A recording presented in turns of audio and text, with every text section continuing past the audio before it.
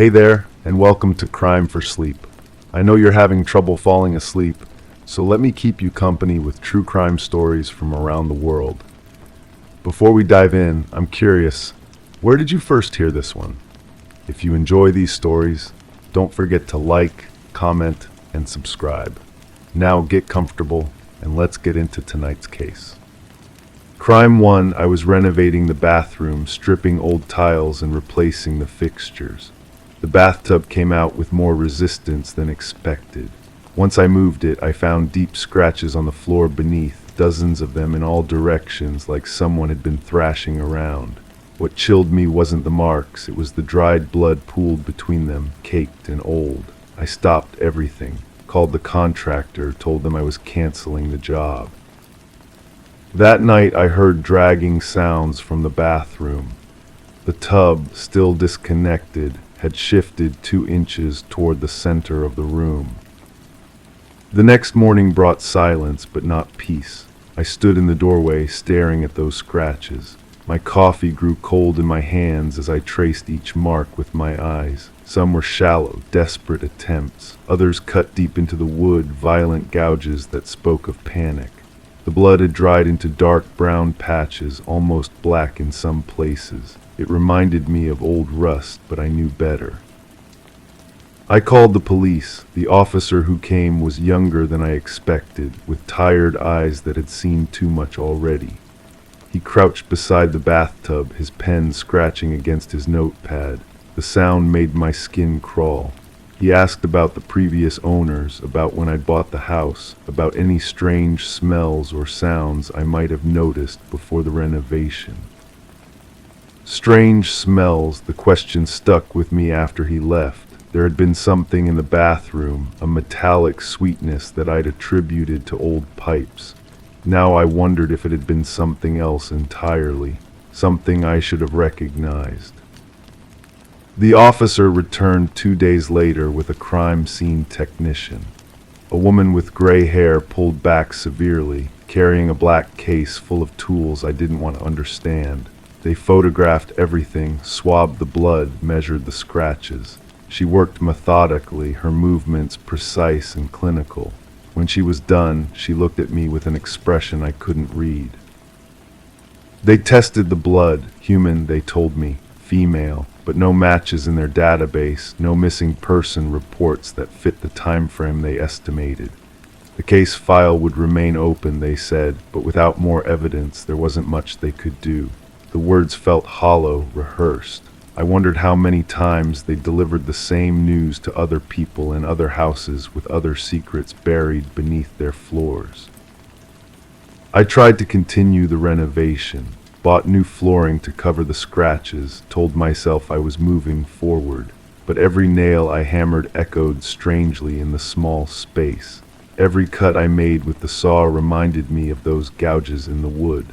My hands shook when I worked, and I found myself listening constantly for sounds that might not be there. The previous owners had moved across the country, the realtor told me when I called. A couple in their 50s, married for decades. They'd seemed eager to sell, accepting my offer without negotiation. At the time, I'd thought I was lucky. Now I wondered what they were running from. I found their forwarding address in the paperwork and wrote them a letter. Nothing accusatory, just questions about the house's history, about any renovations they might have done. The letter came back unopened, marked return to sender, no forwarding address. They disappeared completely, leaving no trace except the house they'd been so desperate to leave behind. Sleep became elusive. I'd lie in bed listening to the house settle, wondering if every creak was normal or if something was moving in rooms I couldn't see. The bathroom door stayed closed now, but I could feel its presence beyond the thin wood. Sometimes I thought I heard water running, but when I checked, the pipes were dry and silent. I started researching the house's history, digging through public records and old newspaper archives. The property had changed hands 7 times in 30 years. Each sale happened quickly, usually within months of the previous purchase. That wasn't normal for a neighborhood where most families stayed for decades. Houses like mine were supposed to be forever homes, not stepping stones. One of the previous owners had filed a complaint with the city about strange odors coming from next door. The complaint was dismissed, but the date caught my attention. It was filed just weeks before they sold the house. I wondered if they'd been smelling what I'd smelled, if they'd attributed it to old pipes just like I had. The neighbors were no help. Most had moved in recently, drawn by the same renovated charm that had attracted me. The few longtime residents claimed they didn't remember anything unusual, but their eyes shifted when they spoke. They knew something, but whatever it was had been buried under years of willful ignorance.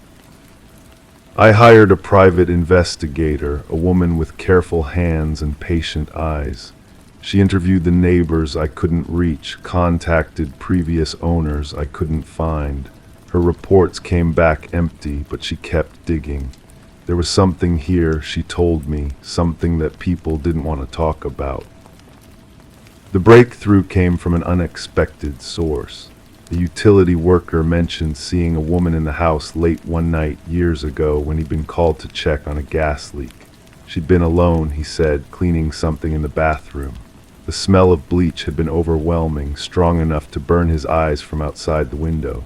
When he'd knocked, she claimed she was just doing normal housework.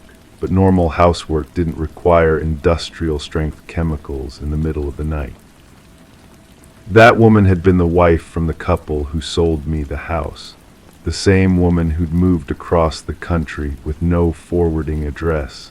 The same woman who'd accepted my offer without negotiation, as if money was less important than distance. I stared at the bathroom floor, now covered with new tile that couldn't hide what lay beneath. The scratches were still there under layers of adhesive and ceramic. The blood had been cleaned away, but I knew where every drop had fallen. The sounds I heard at night weren't the house settling. They were memories embedded in the walls, echoes of something that had happened in this room when the bathtub was still connected and someone was trapped beneath it.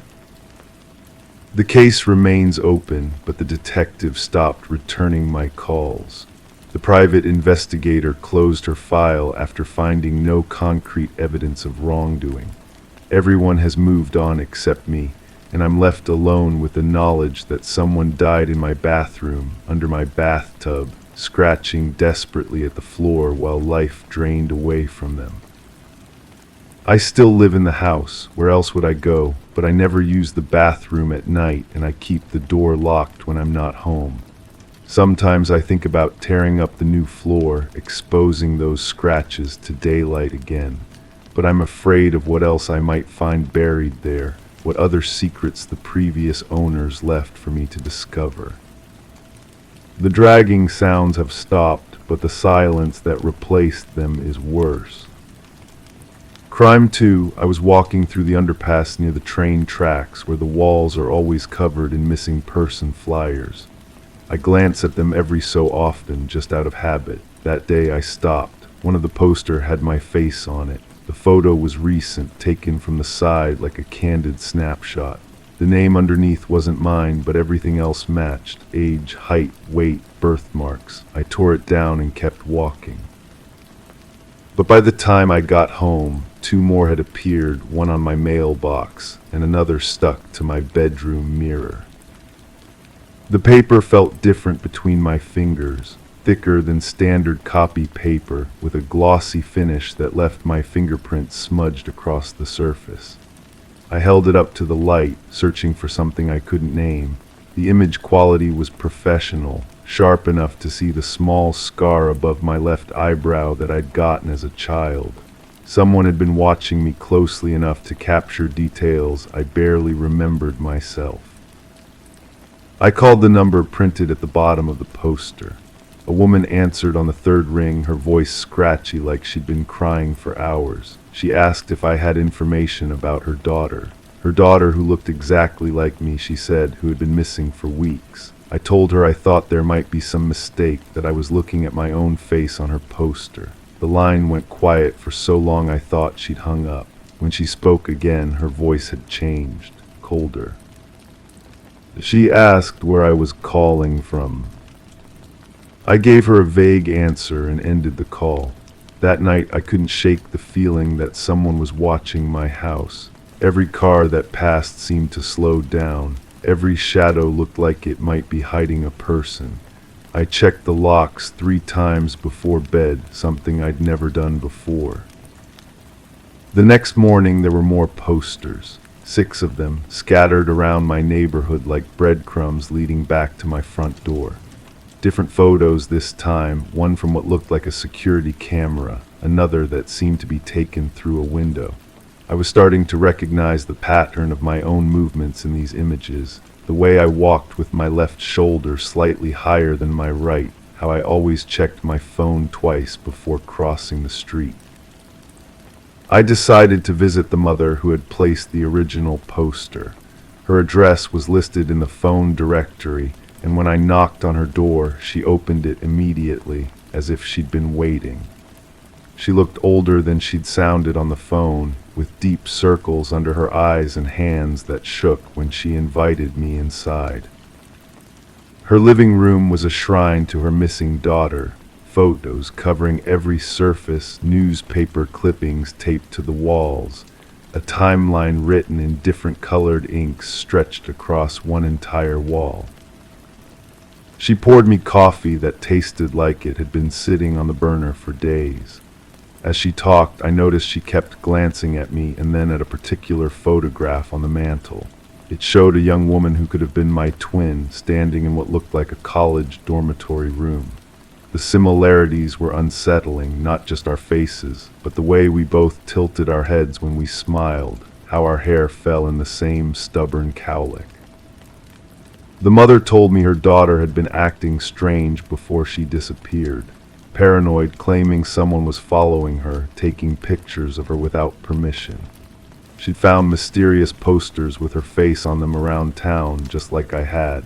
The daughter had become convinced someone was trying to replace her, to steal her identity. The family thought she was having some kind of breakdown. They'd scheduled an appointment with a psychiatrist, but she vanished before the appointment date. I felt my throat tighten as she spoke. The coffee cup trembled in my hands, and I set it down before I could spill it. I asked her if she had kept any of the posters her daughter had found. She nodded and disappeared into another room, returning with a manila folder thick with papers. As she spread them across the coffee table, my blood turned cold. They were identical to the ones I'd been finding, same paper quality, same professional photography, same layout. But these featured her daughter's face, not mine. We sat in silence, studying the evidence laid out between us. The dates on her daughter's posters went back months before she disappeared. Someone had been planning this for a long time, documenting her life with the patience of a predator. I thought about my own recent photos, how professional they looked, how they captured angles of myself I'd never seen. Someone was using the same methods on me. The mother asked if I'd noticed anything else unusual lately. I told her about the feeling of being watched, about the cars that seemed to follow me, about how I'd started checking my locks obsessively.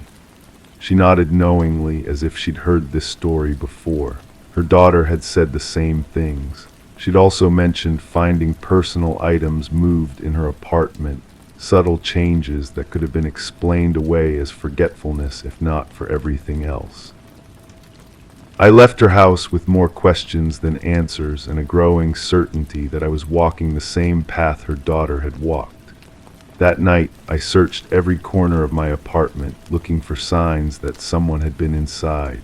In my bedroom closet, I found a small hole drilled through the wall that hadn't been there before, or at least that I'd never noticed. It was positioned perfectly to view my bed, small enough to be mistaken for a nail hole if you weren't looking for it. I called the police, but explaining the situation made me sound paranoid, possibly delusional. An officer took my statement with the kind of patient expression reserved for people who claim their neighbors are spying on them through the electrical outlets. He promised to increase patrols in my area, but I could tell he thought I needed professional help more than police protection. The posters kept appearing. Now they were showing up at my workplace, taped inside bathroom stalls and tucked between the pages of books at the library I frequented. Each one featured a different angle, a different moment from my daily routine. Whoever was doing this had studied my habits with scientific precision. They knew where I went when I went there and how to capture me when I thought I was alone. I started varying my routes, changing my schedule, staying in public places as much as possible. But the photos kept coming, adapting to my new patterns like a virus learning to resist treatment. The quality was getting better too, as if the photographer was getting closer, becoming bolder. 3 weeks after finding the first poster, I discovered something that made me question everything I thought I knew about the situation. Hidden in my mailbox, underneath a stack of bills, was a note written in handwriting I recognized as my own.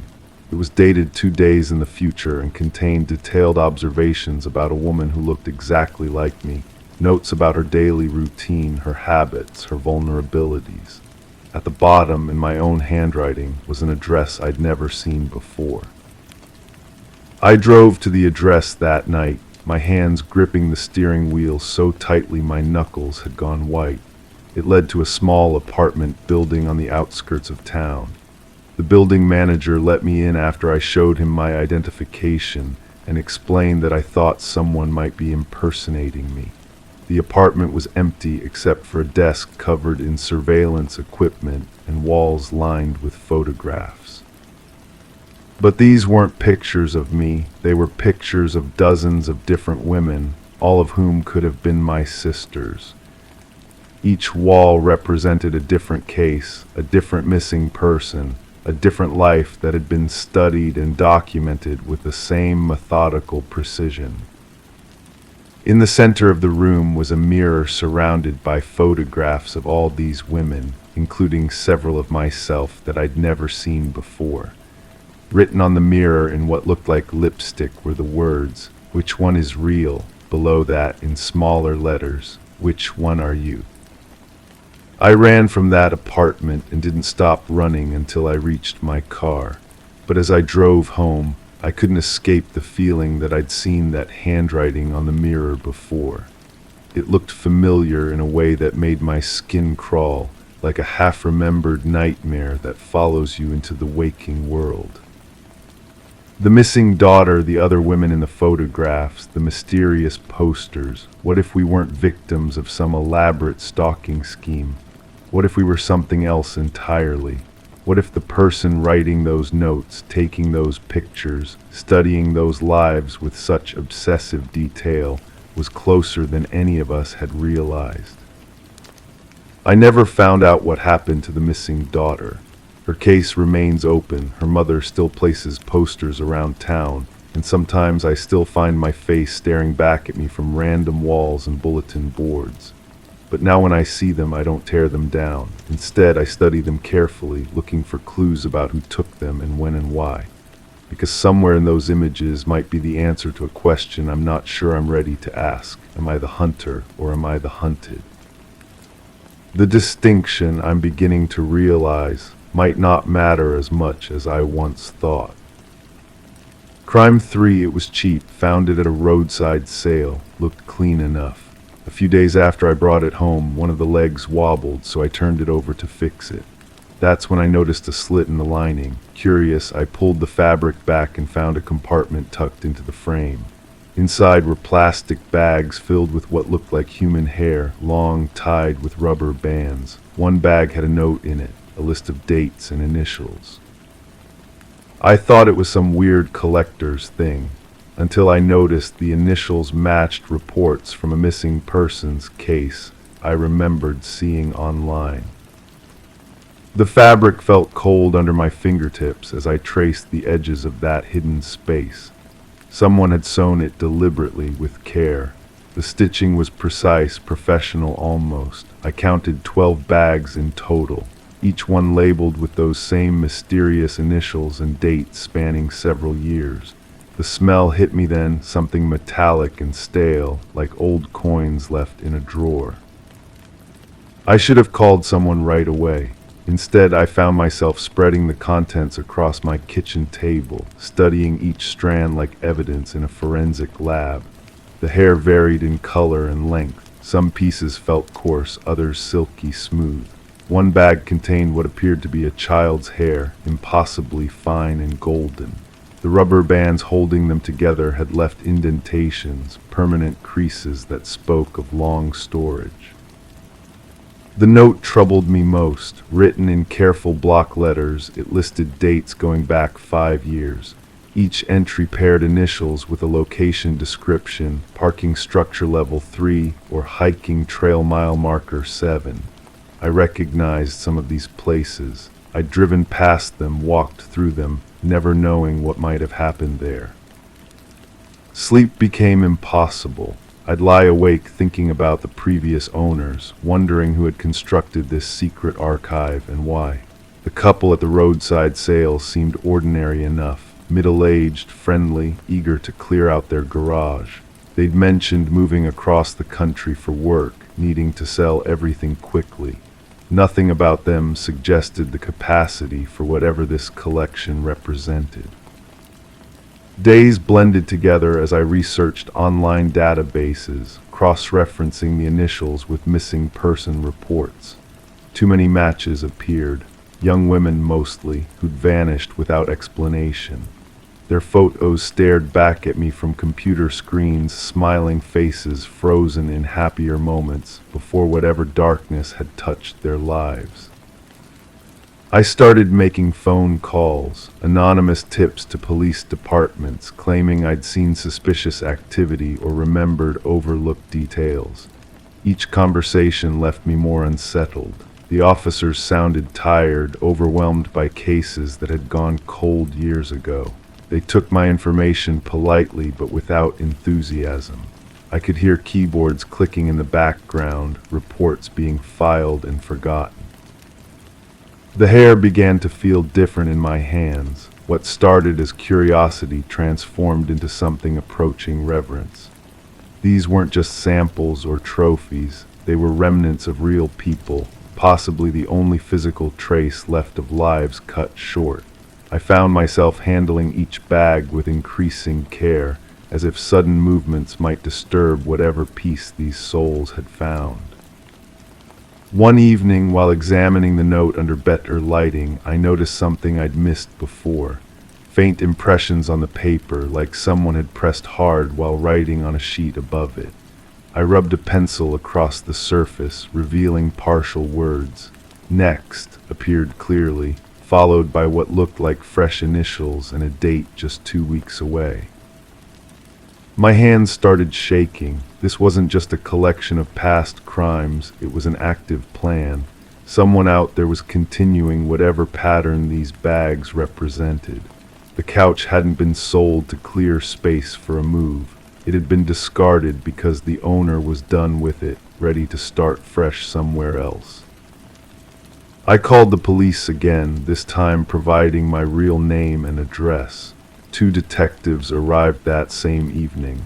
They examined the evidence methodically, photographing everything before sealing it in official bags.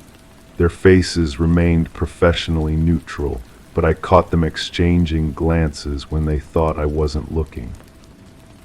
The older detective asked about the sellers. I described them as best I could, but realized how little I actually remembered.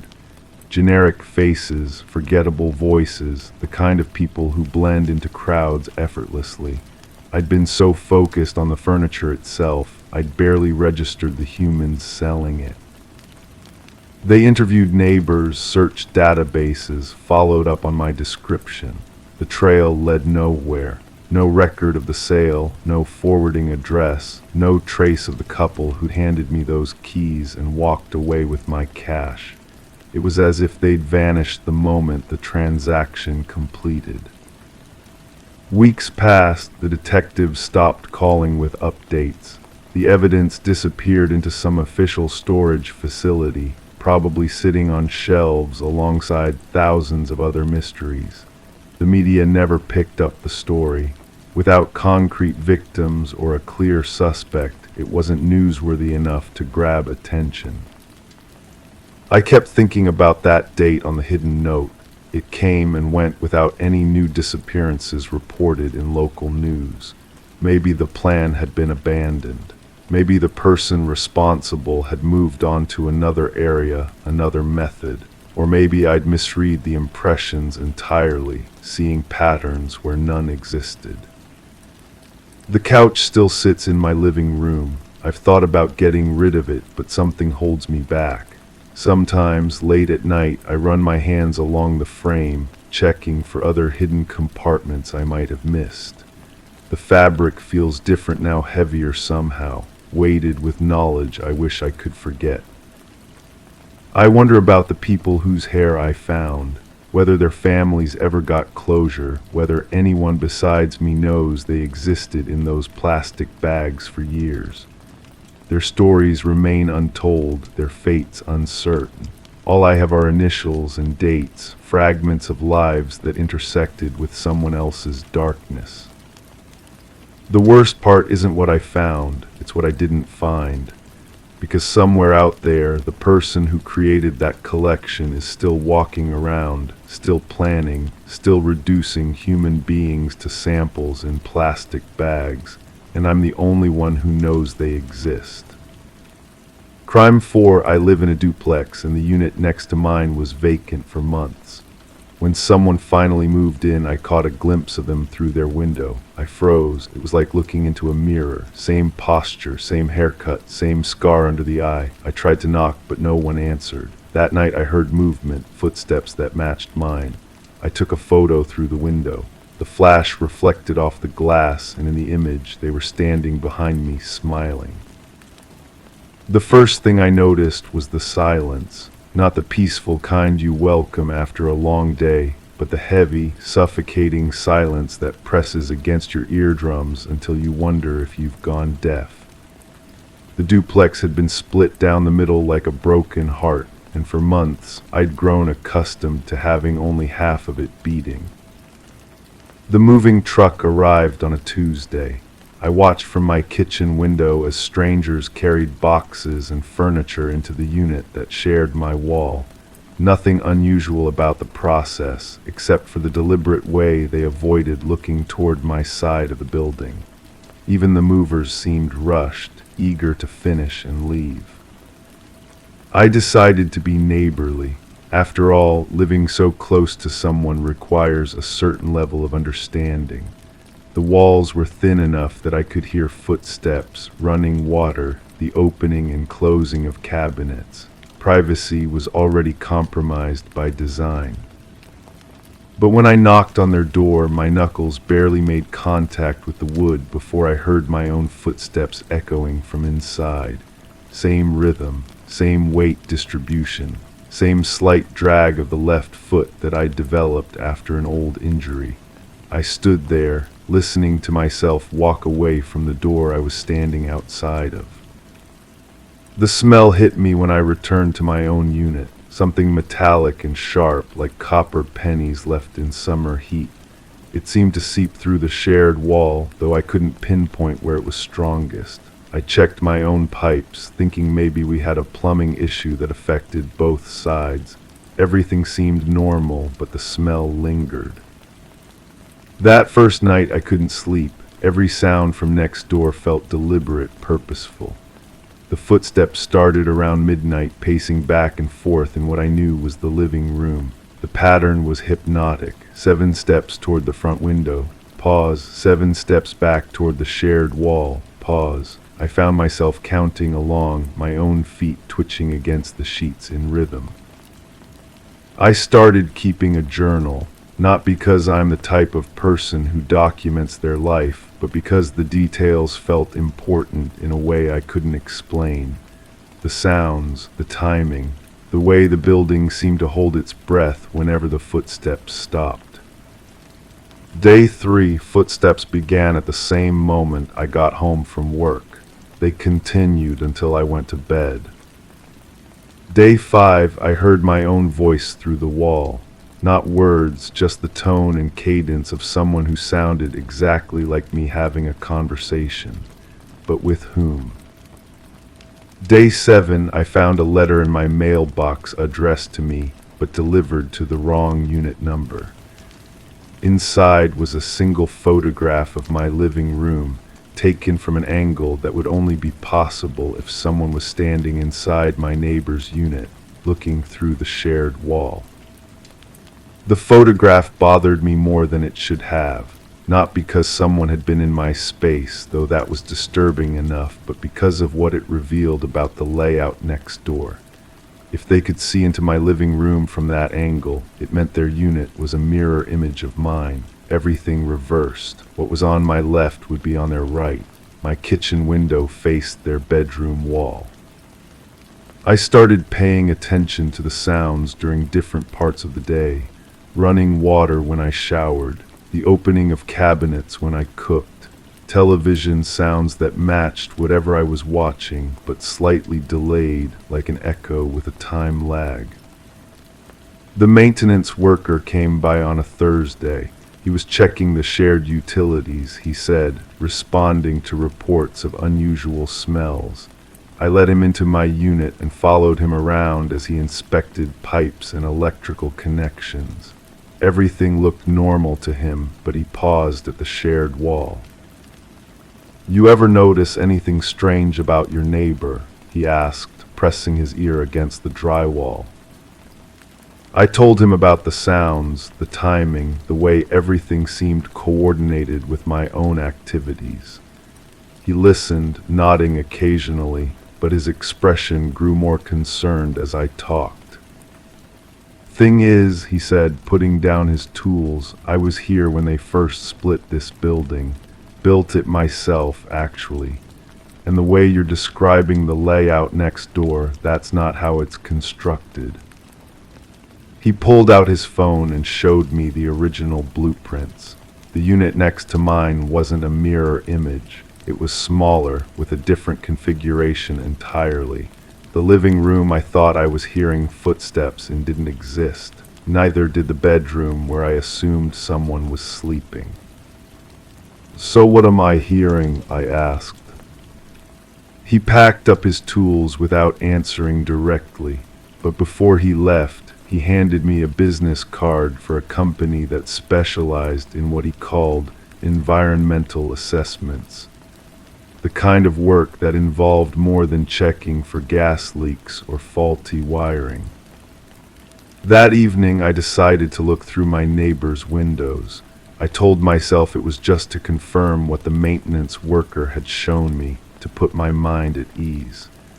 But standing in my backyard, looking up at the unit next door, I couldn't see any windows at all, just blank wall where windows should have been. I called the environmental assessment company. The woman who answered had a voice that sounded tired in a way that suggested she'd taken calls like mine before. She asked me detailed questions about the smells, the sounds, the photographs. When I mentioned the footsteps that matched my own, she was quiet for a long moment. "We can come out and take readings," she said finally. "But I should tell you up front, sometimes what people think they're experiencing from a neighbor isn't coming from next door at all." She arrived the next morning with equipment I didn't recognize. Sensors that measured air quality, sound meters, something that looked like a metal detector but seemed to be scanning for electromagnetic fields.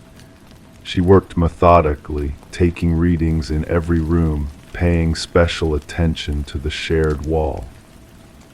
When she finished, she sat down at my kitchen table and pulled out a folder full of reports. All of them were from other residents of split buildings, duplexes, converted apartments. All of them described similar experiences, sounds that matched their own activities, smells that couldn't be traced to any source, the sense of being observed by someone who lived too close, who knew too much about their daily routines. "The thing about living in a divided space," she said, "is that you never really know what was there before the division. Sometimes the split isn't as clean as it looks on paper. She showed me photographs from her other cases, buildings that had been hastily converted without proper permits, spaces that had been divided in ways that violated the original structural integrity, places where the boundaries between units existed on blueprints but not in reality. In your case, she said, looking at her readings, the sounds you're hearing are real, but they're not coming from a separate unit. They're coming from inside the walls themselves, residual vibrations from the construction process. What you're experiencing is basically the building's memory of being whole. But that didn't explain the photograph, or the letter in my mailbox, or the figure I'd seen through the window that first day. After she left, I went back to look at that photograph more carefully. The angle was wrong, yes, but there was something else. The timestamp in the corner showed it had been taken before the moving truck had ever arrived, before anyone had supposedly moved in next door. I spent that night going through all my old mail, looking for anything else that might have been delivered to the wrong address. I found 17 pieces over the past 6 months, all addressed to me but with my neighbor's unit number. Bills, personal correspondence, subscription renewals, all for services and accounts I'd never opened. The person receiving my mail wasn't just living next door. They were living my life next door, using my name, my credit, my identity, but in a space that, according to the maintenance worker and the environmental assessor, didn't exist the way I thought it did. I called the police, but what could I report? Identity theft in a unit that might not have the layout I thought it did. Sounds coming from walls instead of neighbors. A photograph that predated the crime it seemed to document. The officer who took my statement was polite but clearly skeptical. He agreed to do a welfare check next door, if only to put my mind at ease. I watched from my window as he knocked on the door I couldn't get anyone to answer. After a few minutes, he came back to my unit. "No one home," he said, but I looked through the windows. Place is completely empty. No furniture, no personal belongings. Doesn't look like anyone's been living there at all. But I knew someone was there. I could hear them moving around as we spoke, footsteps pacing in the living room that supposedly didn't exist in the configuration I thought it did. The officer left and I was alone again with my questions. The photograph was still on my kitchen table, showing my living room from an impossible angle.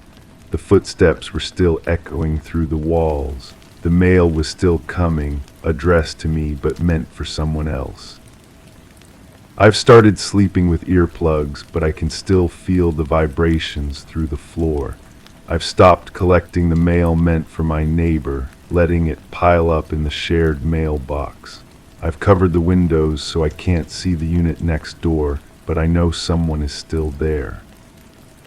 The environmental assessor was right about one thing. What I'm experiencing isn't coming from next door. It's coming from inside the walls, from the spaces between what's real and what's constructed. But knowing that doesn't make it stop. It just makes me wonder who else is living in the spaces that shouldn't exist, using names that aren't theirs, leaving photographs as evidence of crimes that haven't been committed yet.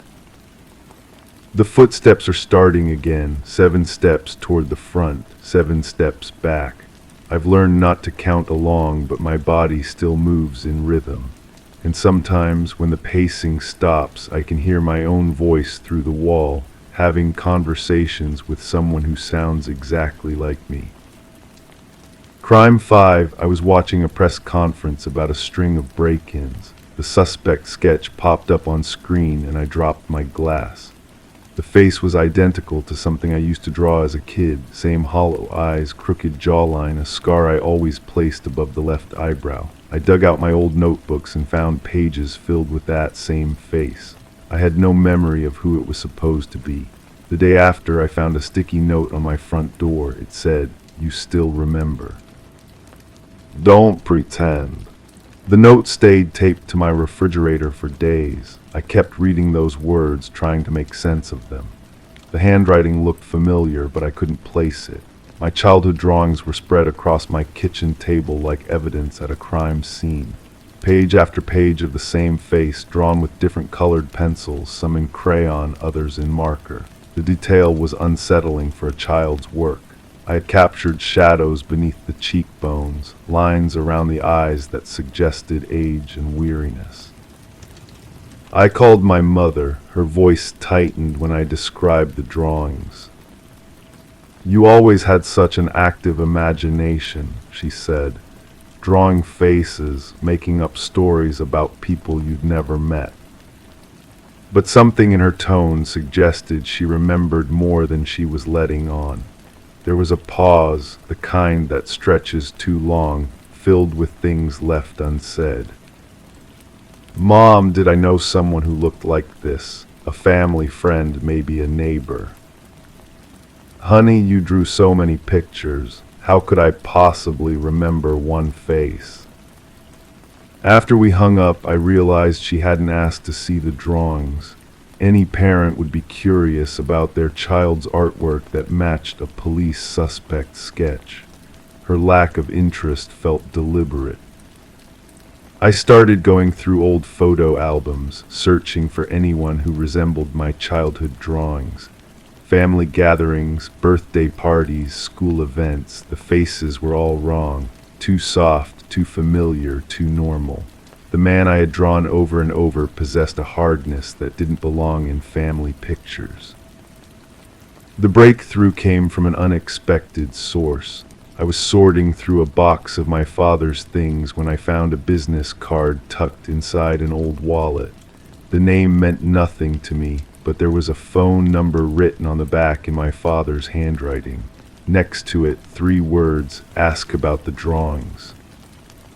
My father had been dead for 8 years. I stared at that card until my eyes watered. The paper was yellow, the edges soft from handling. Someone had folded and unfolded it many times. I dialed the number, expecting it to be disconnected. A woman answered on the second ring. "I found your card in my father's wallet," I said. "He wrote something about drawings." There was silence, then a sharp intake of breath. "What's your name?" I told her. "I wondered when you'd call," she said. "Your father said you might someday, said the memories would come back eventually." "What memories?" "The ones you lost, the ones they helped you lose." She agreed to meet me at a coffee shop. I recognized her immediately, though I couldn't say why. She was older than I expected, with silver hair and tired eyes. She ordered tea and held the cup with both hands as if warming herself. "Your father brought you to see me when you were 7, she said. "You'd been having nightmares, drawing the same face over and over. You said the man visited you, but your parents insisted no one had been in your room." "What kind of visits?" "The kind that leave children afraid to sleep alone." She reached into her purse and pulled out a manila folder. Inside were photocopies of my drawings, but also others I'd never seen before. These were different, more detailed, more disturbing. In some, the man wasn't alone. "Your parents were concerned about the details you were drawing, things a 7-year-old shouldn't know how to draw."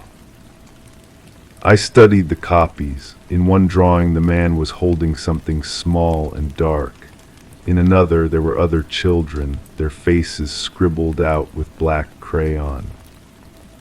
"We worked together for several months," she continued. "Your parents wanted to help you forget. Sometimes forgetting is the only way a child can move forward." "You made me forget." "Your mind made you forget. I just helped it along." The coffee shop suddenly felt too warm, too bright. Other patrons were talking and laughing, but their voices seemed to come from very far away. "Why are you telling me this now?" "Because he's back," she said simply. "The break-in started 3 months ago. Same neighborhood where you used to live, same type of house, single mothers with young children." I felt something cold settle in my stomach. "He's looking for something," she said, "or someone." That night I couldn't sleep. I kept thinking about the sticky note on my door. "You still remember, don't pretend." What if it hadn't been a threat? What if it had been a test? I drove to my childhood neighborhood. The houses looked smaller than I remembered, but otherwise unchanged. I parked across from my old home and stared at the upstairs window that had been my bedroom. The current owners had installed security lights that cast harsh shadows across the yard. I was about to leave when I noticed a figure standing beneath the streetlight at the end of the block. Even from a distance, I could see the hollow eyes, the crooked jawline. He was watching the house just as I was. Our eyes met across the darkness, and I felt a jolt of recognition that went deeper than memory. This wasn't the first time we'd looked at each other like this. In that moment, I understood why I'd drawn his face so many times as a child. He'd been real, he'd been watching, and somehow part of me had always known he'd come back. He started walking toward my car, and I realized I had a choice to make. I could drive away, return to my carefully constructed life of forgotten memories, or I could stay and finally learn the truth about what had happened when I was 7. I turned off the engine and waited. As he approached, I noticed details my childhood drawings had captured perfectly. The way he favored his left leg, the habit of touching the scar above his eyebrow, the smile that never reached his eyes.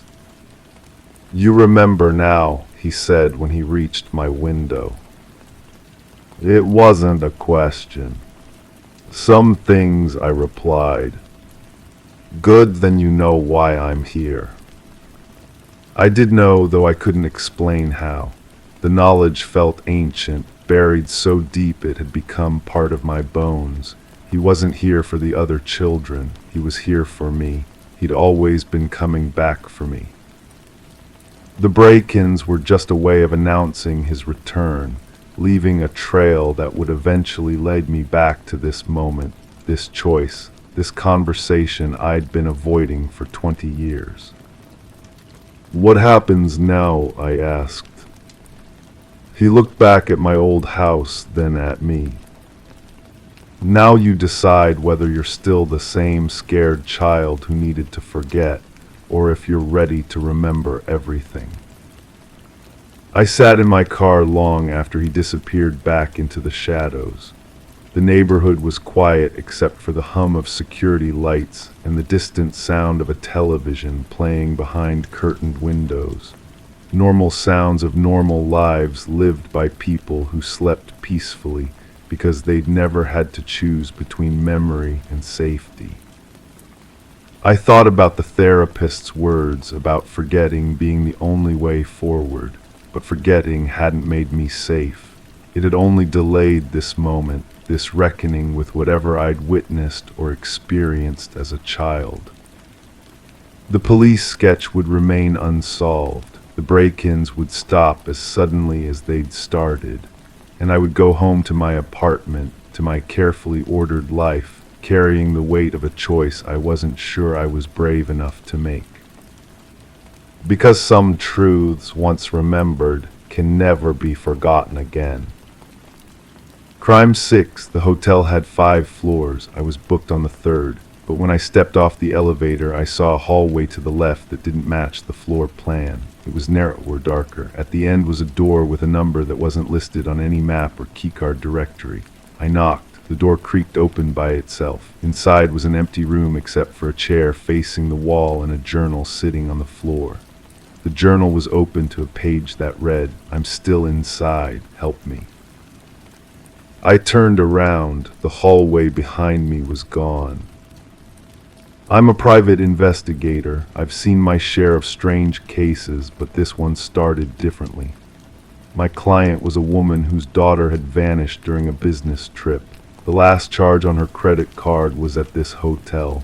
When I arrived to investigate, I expected routine questions, maybe some surveillance footage. I didn't expect to find myself staring at architecture that shouldn't exist. The journal felt cold against my fingers. The handwriting was rushed, desperate. As I flipped through the pages, I found entries spanning what seemed like weeks. The writer described feeling trapped, watching people through the walls, hearing conversations that made no sense. But what disturbed me most was the final entry, dated just 2 days before my arrival. He knows I'm writing this. He's been watching me watch him. I took photos of every page with my phone, but when I looked at the screen, the images showed only blank paper. The camera wouldn't capture what I was seeing. I tried recording video of the room, but the lens reflected nothing except darkness, as if I were filming inside a void. Back in the main hotel, I showed the concierge the photos of the mystery door. She stared at the images with confusion, then pulled out building schematics. According to every official document, that section of the 3rd floor didn't exist. The hallway I'd walked down was supposed to be solid wall, part of the building's structural support. "You must be mistaken about the location," she said, but her voice carried uncertainty. When I pressed her about the missing daughter, she became evasive. She claimed no one by that description had ever checked in, despite the credit card records I showed her. That evening I returned to the 3rd floor. The elevator opened to a normal hallway, clean carpet, proper lighting, numbered doors that matched the directory, but I could smell something faint in the air, like old paper and fear. I ran my hand along the wall where the hidden hallway should have been. The surface felt warm, almost pulsing. I knocked on every door, spoke to every guest I could find. Most ignored me, but one elderly man opened his door just a crack.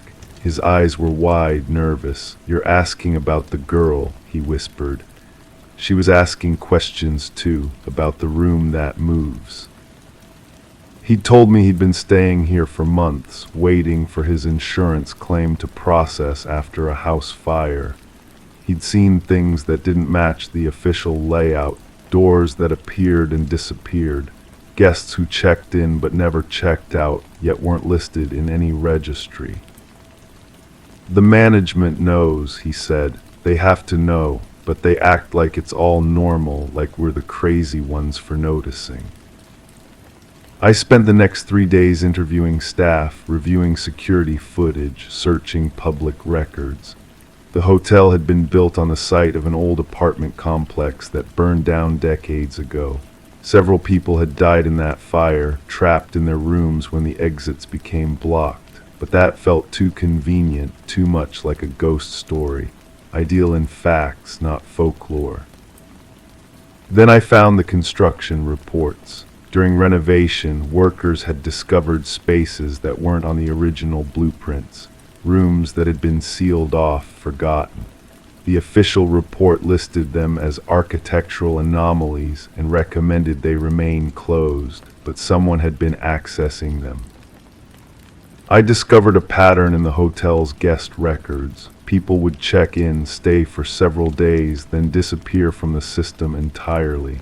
Not checked out, just gone. Their rooms would be listed as vacant, ready for new guests, as if they'd never been occupied. The missing daughter's name appeared on a list of these vanished guests. On my final night, I found the hallway again. This time I was ready. I wedged the elevator door open, creating a clear path back. I entered the impossible room with a flashlight, documenting everything I could. The journal was still there, but now it had new entries. Fresh handwriting described watching me investigate, feeling hope that someone finally believed. But as I read, I realized something that made my blood freeze. The handwriting was changing, becoming more familiar with each page. By the final entry, I recognized it completely. It was mine. "I understand now," the journal read in my own hand. "The room doesn't trap people, it shows them what they're really investigating. I came here looking for a missing person, but I was the one who was missing. I've been writing in this journal for weeks, thinking I was documenting someone else's disappearance." I dropped the journal and ran toward the door, but the hallway stretched endlessly in both directions. The elevator was gone. I was no longer investigating a case. I had become one. When I woke up, I was in my hotel room, normal and mundane. My notes from the investigation were scattered across the bed, but they made no sense. Half the pages were blank, the other half covered in handwriting that looked almost like mine, but not quite right. My phone had no record of the photos I'd taken. The concierge had no record of our conversations. I checked out immediately and drove home, but the case file kept bothering me. I called my client to report my findings, but the number was disconnected. The credit card information she'd given me belonged to someone who had died years ago. There was no missing daughter, no business trip, no client at all. I still have the case file, though it grows thinner each time I look at it. Sometimes I catch myself writing in a journal I don't remember buying, describing a hotel room that I know doesn't exist. But I can smell old paper and fear, and I remember the warmth of a wall that pulsed like a heartbeat. The worst part isn't that I might be losing my mind. The worst part is that I keep getting cases like this one, calls from clients who don't exist, investigations that lead nowhere. I'm starting to wonder if I ever left that room, or if I'm still sitting in that chair, facing the wall, writing help messages that no one will ever read. Crime 7, I work in security. Reviewing footage is my routine. One night I scanned a feed from a parking garage and saw someone standing still next to a car. The figure looked familiar, same clothes I wore, same stance. As I zoomed in, I saw my own face staring back at the camera, except I wasn't there. I double-checked my location and timeline. No overlap. I watched again. On the footage, the version of me smiled and waved directly at the camera, then vanished without walking away. The timestamp burned into my memory. I replayed the sequence dozens of times, frame by frame. The image quality was sharp, undeniable. My supervisor walked past my desk, coffee in hand, commenting on how quiet the shift had been. I minimized the window and nodded, my throat dry as sand. That night I couldn't sleep. The apartment felt smaller, walls pressing inward. I kept thinking about the wave, deliberate, almost mocking. Who records security footage knowing they're being watched? Someone who wants to be seen. Someone with access to the system. The next evening I arrived early and pulled the personnel logs. Everyone with garage access had badge swipes recorded. I cross-referenced the timestamp with entry records. Nothing matched. The garage had been empty except for the phantom version of myself. I began reviewing older footage, searching for patterns. The parking garage served a residential complex where I'd lived years ago, before the divorce, before the job became everything. I recognized the concrete pillars, the faded yellow lines, the flickering fluorescent that maintenance never fixed.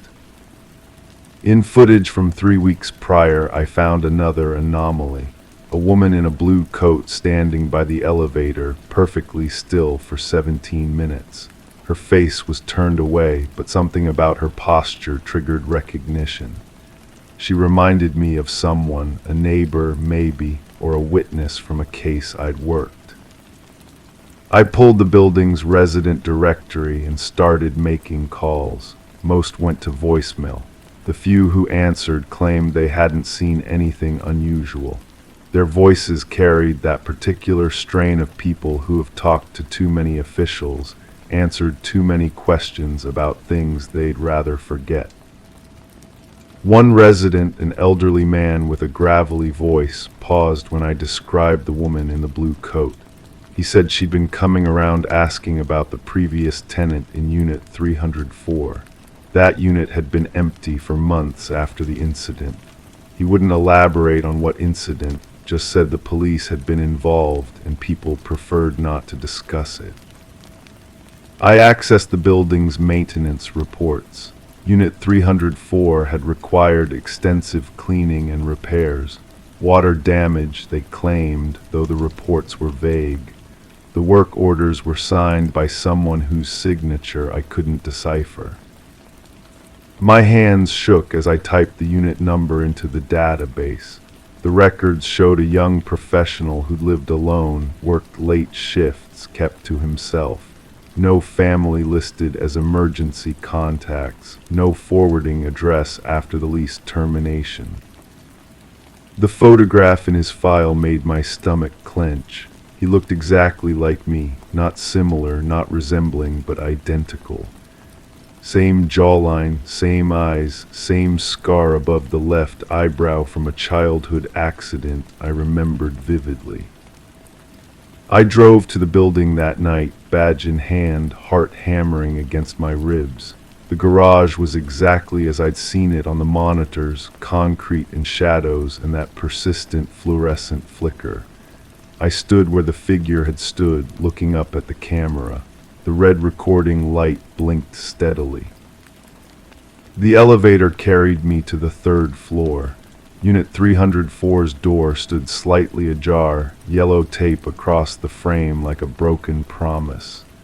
The smell hit me immediately, something chemical mixed with decay, masked by industrial disinfectant. Inside, the walls had been stripped bare, carpet removed, surfaces bleached white. But in the bedroom, I found something the cleaning crew had missed.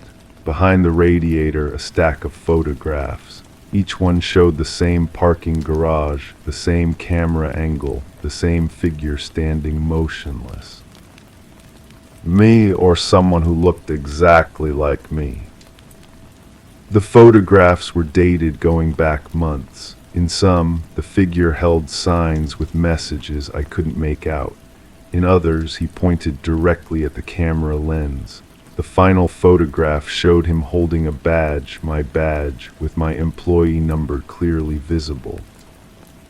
I heard footsteps in the hallway, slow, deliberate, familiar. I pocketed the photographs and moved toward the window. The footsteps stopped outside the door. Someone knocked, 3 soft taps, a pause, then 3 more. The same pattern I used when I came home to my own apartment. My throat constricted. I didn't answer. The knocking stopped. I waited, counting my heartbeats, watching the door. Nothing. When I finally looked into the hallway, it was empty. Back at the security office, I reviewed the footage from tonight. The garage cameras showed my car arriving, parking, my figure walking toward the elevator. But the building's internal cameras showed no one entering Unit 304. According to the system, I'd never left the garage. I called the building manager, claiming to investigate a break-in. She told me Unit 304 had been sealed after the tenant's disappearance. No one had accessed it since the initial investigation. The police had closed the case after finding no evidence of foul play. She paused, then asked if I was the officer who'd called last month with similar questions. I told her no, I wasn't a police officer. She insisted someone with my voice had called repeatedly, asking about the surveillance system, about access codes, about the tenant who'd vanished. I hung up and stared at the monitors. Camera feeds from across the city displayed their silent vigil. In the corner of one screen, a figure stood perfectly still in an empty parking garage. As I watched, he raised his hand and waved. The timestamp showed the current date and time. The location was my apartment building. I grabbed my keys and ran. Crime 8, it looked like a chip in the wood just above the doorknob, but the color was off. I picked at it thinking it was paint or old gum. It popped out and fell into my hand. A molar, human, no root, just smooth on one side, jagged on the other. That night I couldn't stop staring at that spot. The next morning there were scratches around the hole, small ones like fingernails. I checked all the other frames in the house. 3 more teeth, all placed at eye level, all pointing inward. The house came with paperwork. Previous owner had died, they said. Natural causes. The realtor's smile never reached his eyes when he mentioned it. I bought the place because it was cheap and I needed cheap. The mortgage felt manageable. The silence felt necessary after everything that had happened. I kept the teeth in a small glass jar on my kitchen counter. Every morning I'd pour coffee and stare at them while the steam rose from my cup. They seemed deliberate, intentional. Someone had pushed them into those frames with enough force to embed them permanently. The wood around each hole showed stress fractures, tiny lines radiating outward like spider webs.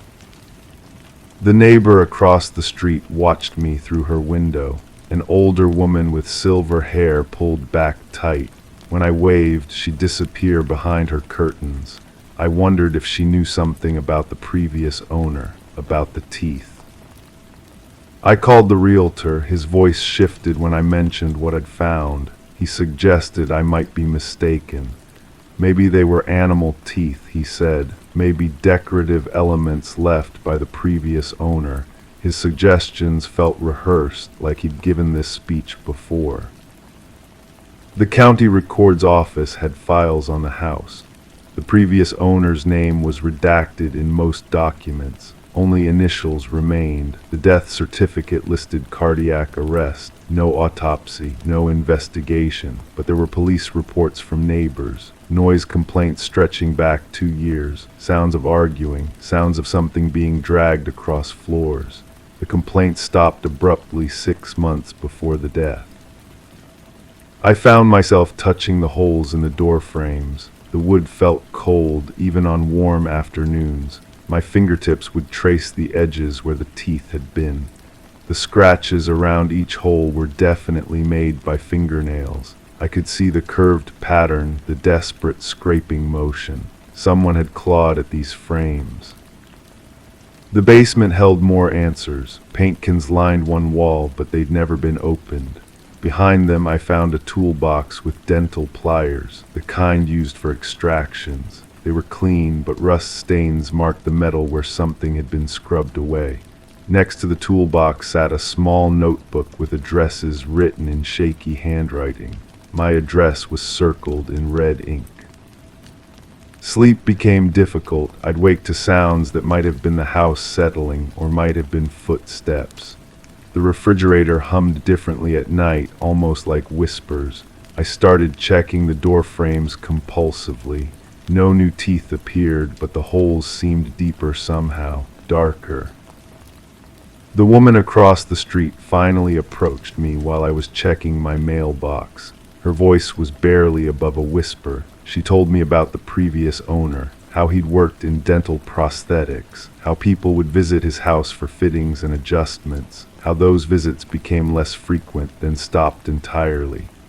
How the man began talking to himself, visible through windows, gesturing wildly at empty rooms. She mentioned the sounds, the drilling, the grinding, always at night, always when normal people would be sleeping.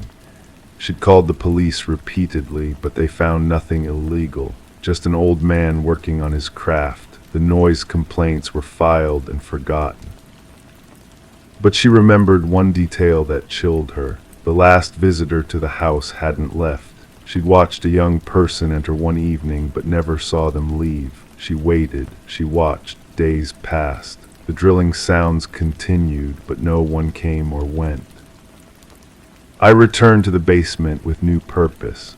Behind the paint cans, I found more than tools. There were molds, dozens of them, dental impressions stacked in careful rows, each labeled with initials and dates. The dates went back years. The most recent was from just before the previous owner's death. The molds weren't for prosthetics. They were perfect impressions of healthy teeth, all of them. Every single mold showed complete dental structure with no gaps, no decay, no need for replacement. Someone had been collecting impressions from unwilling subjects. I matched the teeth from my door frames to several molds, perfect fits. The realization struck me like cold water. These weren't trophies or decorations. They were markers, evidence of what had happened in this house, evidence that someone had tried to preserve before they couldn't preserve anything else. The scratches around the holes made sense now. Someone had tried to remove the teeth, had clawed desperately at the wood, trying to destroy the evidence, trying to erase what had been done. But the wood was hard, the embedding was deep. The fingernails broke before the teeth came free. I called the police. The detective who responded seemed familiar with the address. He examined the teeth, the molds, the dental tools. His expression grew darker with each discovery. He mentioned other cases, other missing persons, other dental professionals who died under suspicious circumstances. But the previous owner was dead.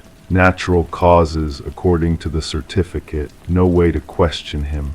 No way to confirm what had really happened in the basement. The detective bagged everything as evidence, but his tone suggested the investigation would be difficult.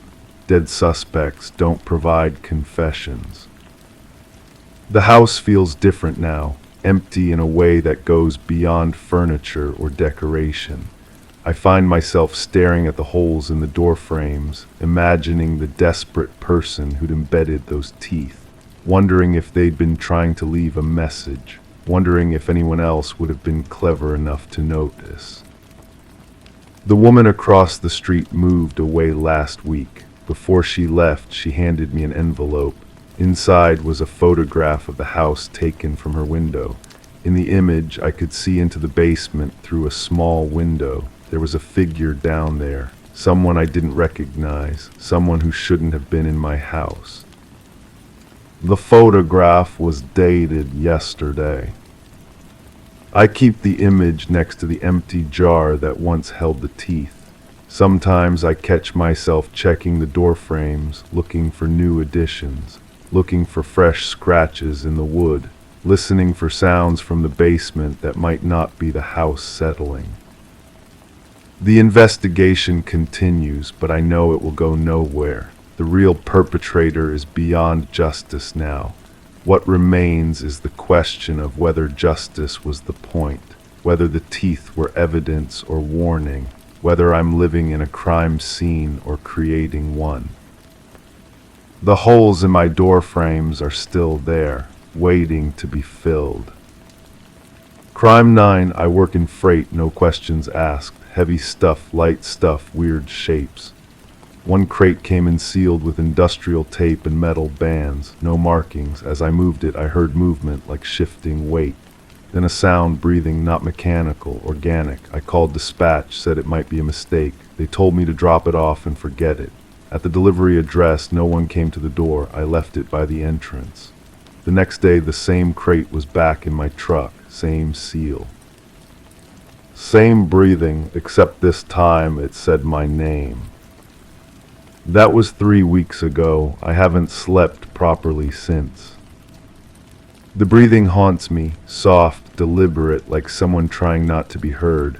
When I close my eyes, I can still feel the vibration through the wooden slats against my palms. The weight distribution was wrong too, not like furniture or machinery. It shifted with purpose, responding to movement. I started asking questions I shouldn't have asked. The manifest showed the crate originated from a storage facility across town. When I drove there, the manager claimed no record of any shipment that week. His hands shook when he checked the computer. The smell of bleach was overwhelming, sharp enough to burn my nostrils. Fresh cleaning in an old warehouse doesn't happen without reason. The delivery address belonged to a house that had been empty for months. Neighbors said the previous tenant disappeared suddenly, leaving behind personal belongings and an unpaid lease. The landlord avoided eye contact when I mentioned the delivery. He kept touching his wedding ring, twisting it like a nervous habit. His wife appeared in the doorway behind him, pale and hollow-eyed. She whispered something to him that made his jaw clench. I returned to the house after dark. The crate was gone. No tire tracks in the dirt driveway, no footprints, just gone. The silence felt heavier than the breathing had been. Dispatch claimed they had no record of the return pickup. The supervisor who gave me the original order had taken sudden leave. His replacement knew nothing about special deliveries or sealed crates. The paperwork I remembered filling out vanished from my logbook. Even the carbon copy was missing.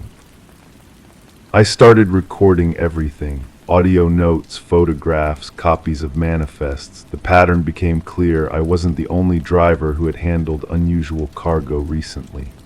3 others had similar stories: sealed containers, strange sounds, missing documentation. 1 driver quit without notice. Another transferred to a different depot.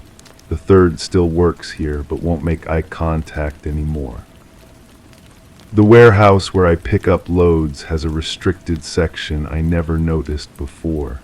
New security cameras point inward, not outward. The loading dock closest to that area always smells like industrial disinfectant. Workers avoid that end of the building, clustering around the coffee machine at the opposite entrance. I followed one of the managers after his shift.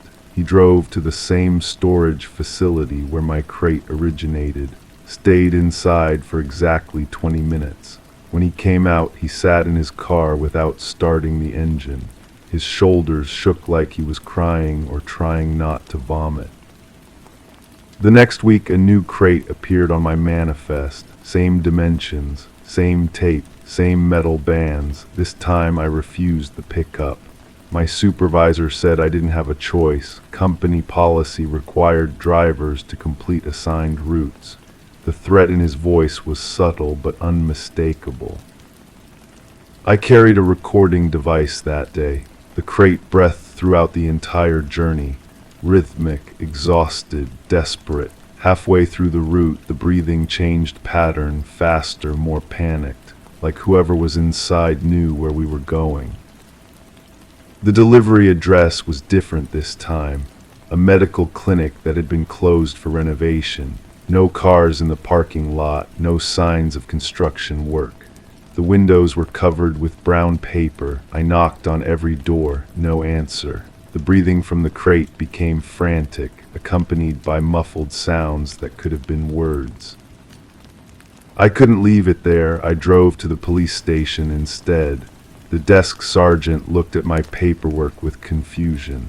He made several phone calls, each conversation ending with him looking more uncomfortable. Finally, he told me to return the crate to my warehouse and file a report with my company. The drive back was silent, no breathing, no movement. Whatever had been inside was still now. At the warehouse, my supervisor was waiting. He helped me unload the crate personally, something he had never done before. His hands were steady, practiced. He knew exactly how to handle the weight distribution. The way he positioned his grip suggested this wasn't his first time moving cargo that breathed. He asked me to forget about the delivery, said there had been administrative errors, paperwork mix-ups. He handed me an envelope with enough cash to cover a month of expenses, a bonus for discretion. His smile never reached his eyes. I kept the audio recording, 3 hours of breathing, punctuated by moments of desperate movement. In the clearest section, buried beneath the mechanical sounds of my truck, I can hear something else. Words, faint but unmistakable, a name being repeated over and over. My name. The same name the first crate had spoken. The same name that wakes me up at night, whispered from the corner of my bedroom where shadows gather too thick. I don't work freight anymore. Found a different job, different company, different routes, but sometimes when I'm driving alone at night, I hear breathing from my empty cargo area. Soft, deliberate, patient. And I know that somewhere in this city, there are people who think I know too much about crates that breathe. People who understand weight distribution and metal bands and industrial tape. People who know my name and where I live and what I've heard. The truth is still out there, sealed in wooden boxes, breathing in the dark, waiting for drivers who ask too many questions, waiting for people like me who can't forget the sound of desperation muffled by industrial tape. I don't know who was inside those crates. I don't know if they're still alive. I don't know if I helped save them or deliver them to something worse. All I know is that freight still moves through this city every night, sealed cargo with no questions asked, and somewhere someone else is hearing breathing where there should only be silence. The company I used to work for is still operating, same warehouse, same restricted section, same smell of disinfectant. They've hired new drivers to replace the ones who left, young people who need the money and won't ask questions about unusual cargo. I wonder if they've started hearing their names whispered from wooden crates yet. I wonder if they know what they're really delivering. Story 10. In the quiet town, there was a house at the edge of the woods, a house shrouded in mystery. It stood solitary, its windows dark, its porch weary with time. No one in the town spoke of it, no one knew who owned it, no one remembered its origins. But when a group of hikers ventured too close, they discovered something eerie, names carved into the wooden walls, etched deeply like ominous messages. At the very bottom, fresh and untouched, was a name unfamiliar to them all. And then a whisper broke the silence, trembling, "That name is mine." In the dead of night, a call came through to dispatch, a routine report of trespassing. The voice on the line belonged to Mason Wright, the leader of the hikers who found his own name etched into the abandoned house.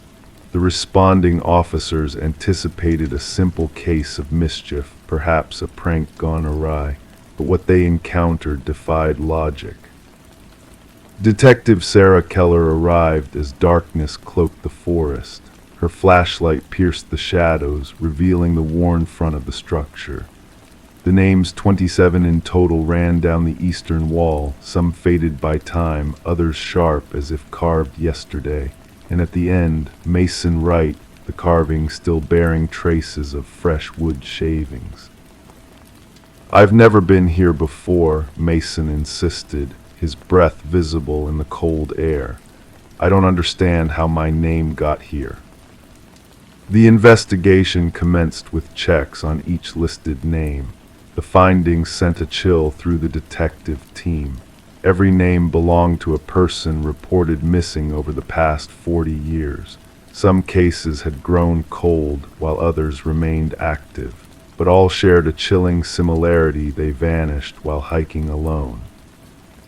Forensic experts meticulously documented each carving, noting the depths, techniques, and weathering patterns.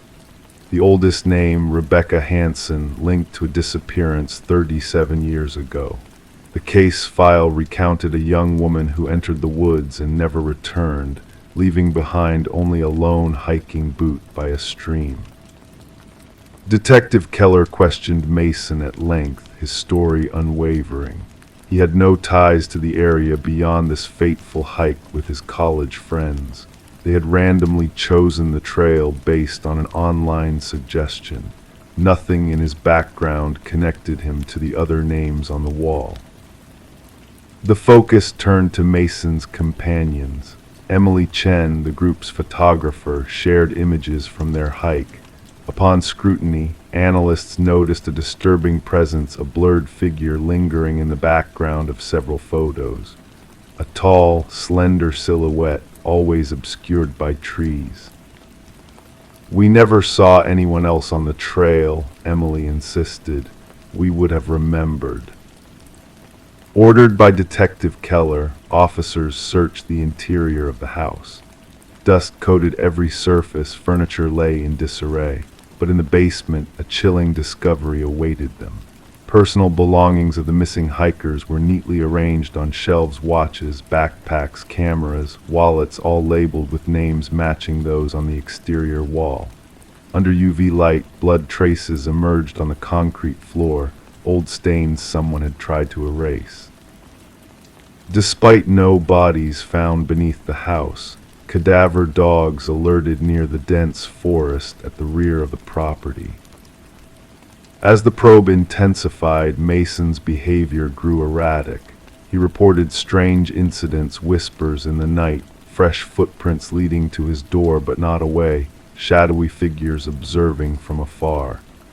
Assigned protection, Mason's paranoia escalated.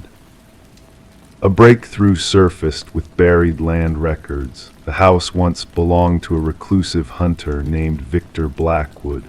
Rarely seen by neighbors, he vanished 15 years prior without investigation. Armed with a warrant, Detective Keller delved deeper into the surrounding woods.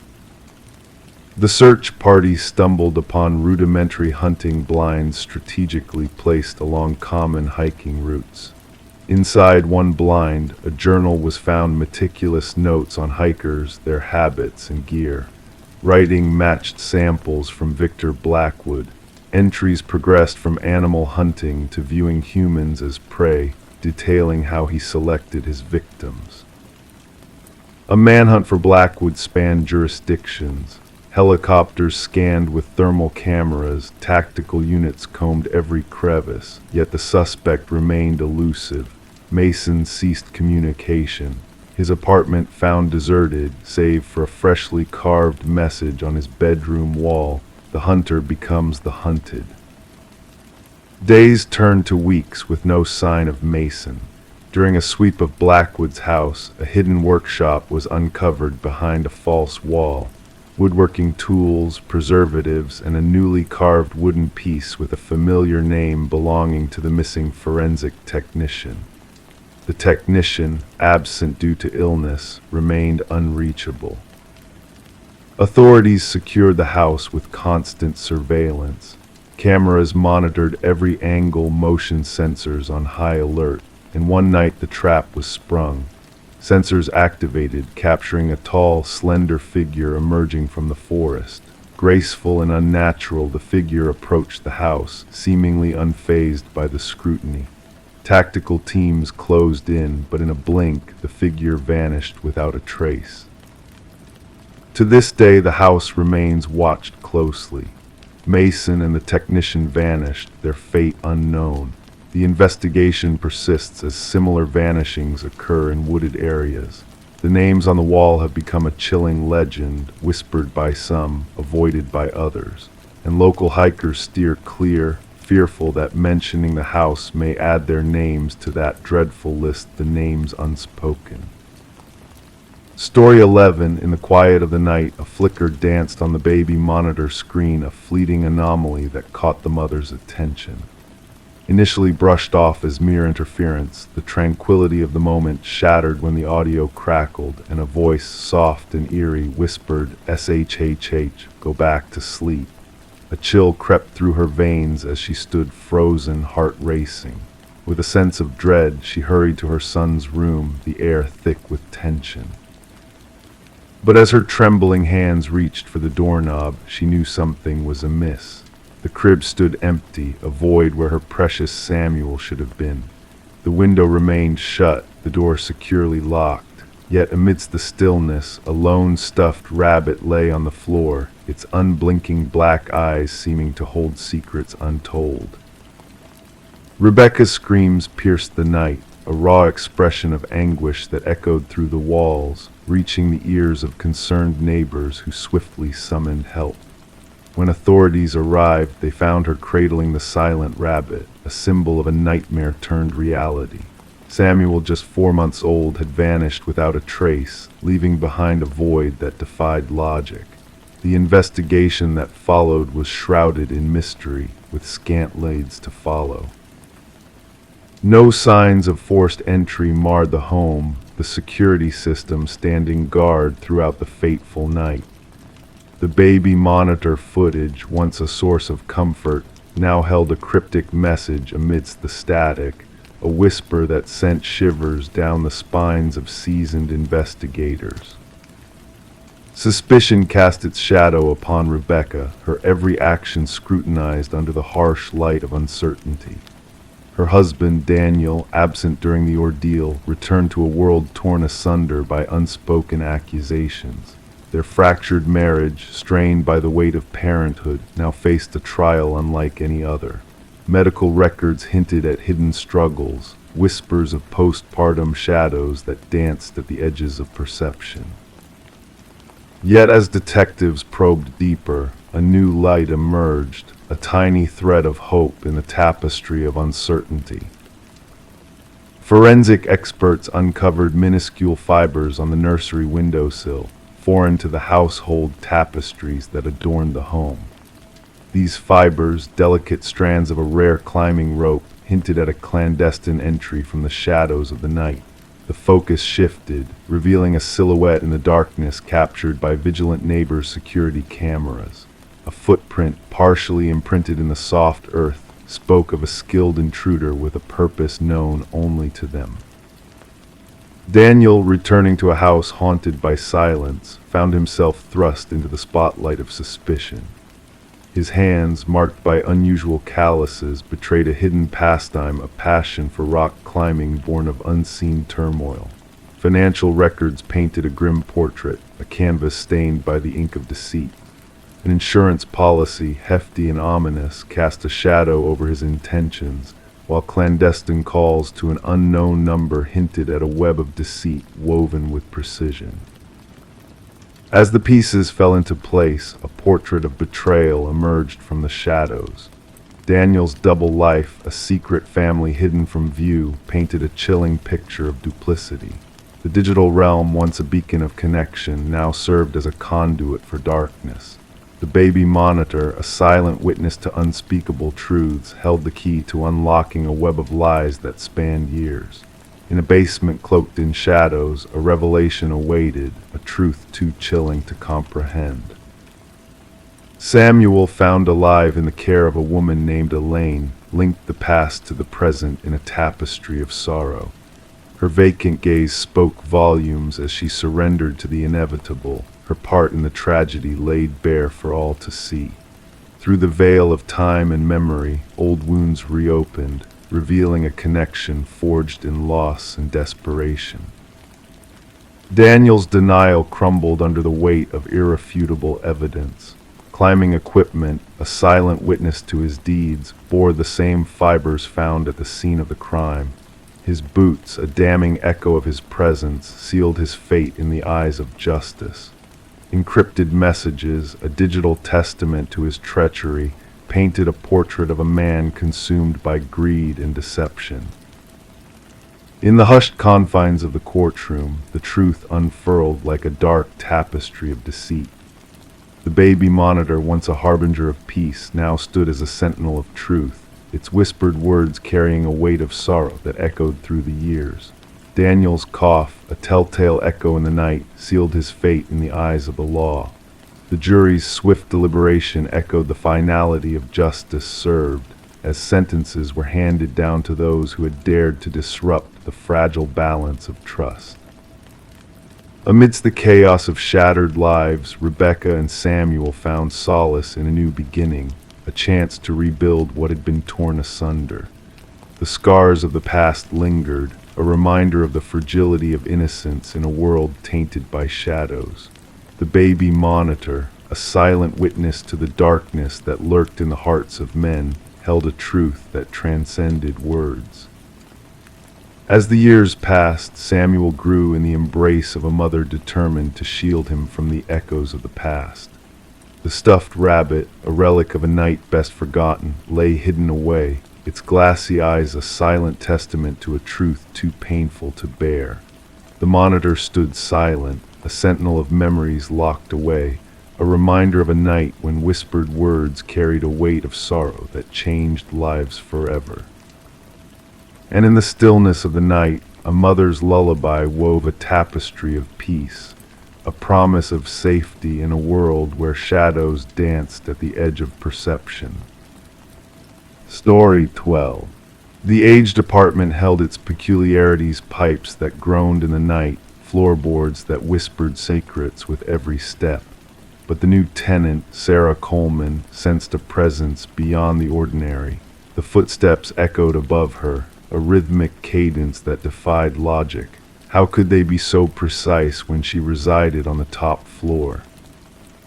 One evening, emboldened by curiosity mixed with unease, Sarah tapped the ceiling with a broomstick. The sound ceased abruptly, plunging the space into an eerie silence. Then, a single knock reverberated from within the ceiling, sending shivers down her spine. Sarah chose to keep the strange incident to herself, attributing it to the settling of the aging building, or perhaps a curious critter exploring the attic. Night after night, the methodical footfalls persisted, tracing invisible paths across the ceiling in the darkness. Sarah adapted, drowning out the unsettling sounds with blaring television and earphones, seeking refuge in distraction. Detective Morris was drawn into the mystery when a maintenance worker stumbled upon a concealed crawlspace during routine repairs. Removing a section of drywall outside Sarah's apartment to fix a leak revealed an unexpected passage, hidden from the building's blueprints. Illuminated by a flashlight, the crawlspace unveiled a hidden living quarter, a nest of discarded wrappers, bottles, a stained blanket, and a weathered notebook. The discovery prompted a call to the police. Detective Morris, accompanied by Detective Rivera, encountered the shaken maintenance worker who repeated in a hushed tone, "Someone's been living in the walls, watching." Within the notebook were meticulous observations of Sarah Coleman's daily life, her routines, guests, meals, and even her smallest habits. The neat handwriting gradually deteriorated into erratic scrawls, interspersed with cryptic symbols. The final entry spoke of Sarah's defiance, of her refusal to acknowledge the unseen watcher. "No one ignores me," the chilling words declared. Forensics delved into the crawl space, unearthing fingerprints that matched no known records. A labyrinth of hidden passages interconnected the building's walls and ceilings, leading to 5 different apartments but culminating in discrete observation points within Sarah's abode. Residents were questioned. Current occupants reported nothing amiss, while former tenants shared tales of feeling watched or hearing inexplicable movements. One had departed after a mere fortnight, haunted by unseen eyes. Their silence stemmed from fear of sounding paranoid. The puzzle unraveled with the discovery of microscopic blood traces in a hidden cavity. DNA testing linked the blood to Martin Weaver, a vanished former resident. Martin had dwelled beneath Sarah's apartment, plagued by noises from above. Confronting his upstairs neighbor, Edward, a recluse who sought solitude, preceded his disappearance. Edward's enigmatic past unfurled a transient figure who gravitated to top-floor units, eschewing connections before vanishing without a trace. A remote cabin revealed Edward's macabre obsession with his tenants' photographs, maps, journals chronicling his specimens. Behind the cabin, a morbid truth emerged as cadaver dogs unearthed graves, each holding a missing soul. Edward, alias Edward Mercer, crafted a realm of shadows within the walls, evading detection until his sinister pursuits were unraveled. Sarah's apartment was vacated, the hidden passages sealed, yet whispers of strange noises persisted.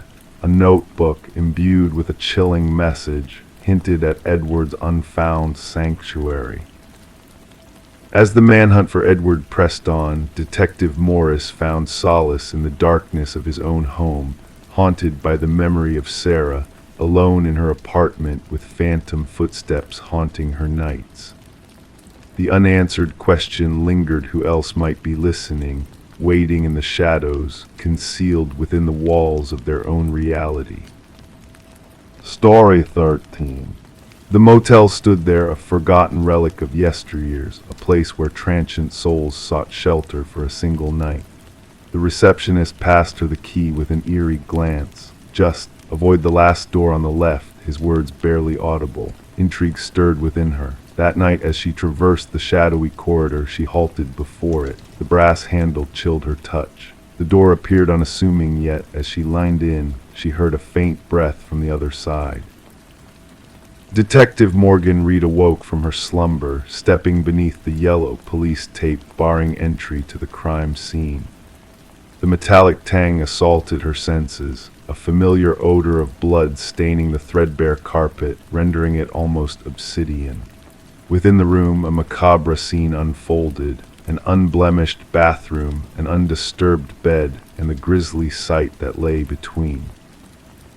A young woman lifeless on the floor, her golden locks splayed like a halo, her vacant gaze fixed on the ceiling in a frozen rictus of shock or fear. Reed knelt beside the victim, mindful of the evidence markers dotting the room. Third one this year, the forensic expert remarked impassively, capturing the scene with his camera. Same MO as the others, Reed nodded in silence. The woman adorned in finery, a stark contrast to the dreary motel. The designer purse lay open, contents untouched. This was no mere robbery. A darker motive lurked within the shadows. The motel manager lingered anxiously at the threshold, his pallor ashen. She checked in alone, paid cash. I never imagined, his voice faltered. The maid discovered her during routine cleaning. Reed surveyed the room once more. No forced entry, no signs of struggle on the victim.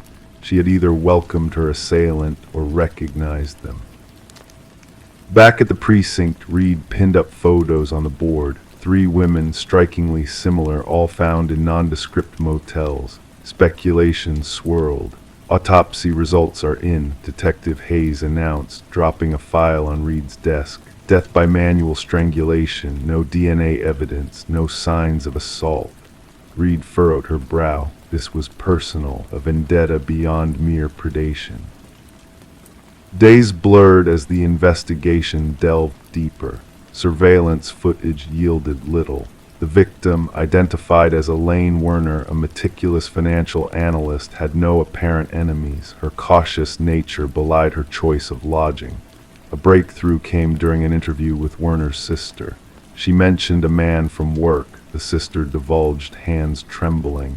Secretive about him. I think he's married. Reed leaned forward. Any name? Just see, the sister whispered. The inquiry pivoted to Werner's workplace. Colleagues painted her as reserved, dedicated. None spoke of a relationship. Yet a business card hidden in her desk led to Charles Emerson, senior VP. Emerson exuded charm and composure when questioned, his alibi airtight, but a flicker in his gaze unsettled Reed. Forensics linked partial prints from Werner's bag to Emerson. Confronted, his facade crumbled. We were involved, he confessed, but it was over. She threatened my marriage. Enough to kill, Reed probed. Emerson's visage hardened. I never set foot in that motel. Records told a different tale, a corporate card transaction for the neighboring room. Inside, a hidden camera unveiled his twisted scheme. In the interrogation room, Emerson's facade shattered. They jeopardized everything, he murmured. My reputation, my marriage, my life. The trial unfolded swiftly, a spectacle of justice. Emerson, devoid of remorse, faced a lifetime behind bars. As he departed, Reed met his gaze, catching a glimpse of emptiness, the void where empathy should dwell. Dubbed the door on the left case, Emerson's psyche became fodder for psychologists, his deeds dissected by true crime enthusiasts. But for Reed, the case lingered unresolved. Sometimes, amidst hotel corridors, she counted doors, pondering the secrets veiled behind them. In the evidence vault, 3 identical keys await, tokens of doors once opened, never to shut again. Story 14. In the heart of the city, there stood an apartment that had remained silent and empty for far too long. When the new tenants, a couple seeking a fresh start, crossed the threshold, they expected nothing more than dust dancing in the sunlight and echoes of past memories lingering in the air. However, as they began to settle into their new abode, they encountered a peculiar mystery that lurked behind a stubborn door. This particular door, a simple closet entrance, refused to yield to their gentle nudges and tugs. It seemed to guard a secret, locked from within by an unseen force. With a mix of curiosity and trepidation, they called upon the landlord to intervene, his aging hands struggling with the ancient lock until it finally relented with a creak. What awaited them inside sent shivers down their spines, a sight both perplexing and chilling. The walls of the closet were etched with deep, jagged scratches, as if made by frantic claws seeking escape from a hidden torment.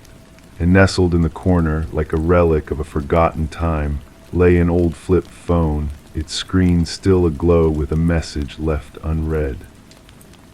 Detective Morgan Shaw, a seasoned investigator with a keen eye for the enigmatic, was summoned to the scene. As she surveyed the haunting scratches that marred the closet walls, a sense of unease settled upon her. It wasn't the sight of blood or violence that unsettled her, but the silent plea etched into those marks, a tale of someone trapped, fighting against the confines of darkness. "We need forensics here now," she instructed her partner, Officer Reed, whose camera clicked rhythmically as it captured the eerie scene before them. "And gather the records of the previous tenants," she added, her voice steady despite the weight of the mystery that hung in the air like a heavy fog. The message on the abandoned phone, stark against the dimness of the closet, whispered hauntingly, "I know what you did." The landlord, a jittery man with a perpetual sheen of sweat on his brow, spoke of the previous tenant, a young woman named Emma Caldwell, who had vanished without a trace, leaving behind unpaid rent and a void in her wake. Forensic analysis uncovered a haunting truth: within the scratches, traces of blood belonging to Emma, along with 2 other DNA samples. One matched the presumed deceased Derek Mercer, a man with a dark past, while the other remained a spectral mystery in the system's database. As the investigation delved deeper into the shadows of Emma's life, a narrative of interrupted existence began to unfurl.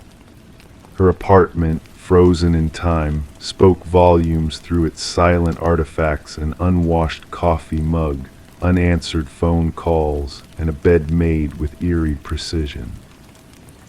The pieces of the puzzle slowly coalesced, revealing a sinister connection between Emma, Derek Mercer, and another missing woman named Lynette Porter.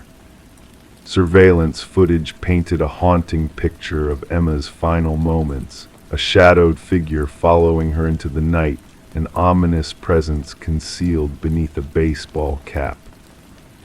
With each revelation, the web of deceit and darkness woven by Mercer tightened its grip, drawing Emma and Lynette into its suffocating embrace.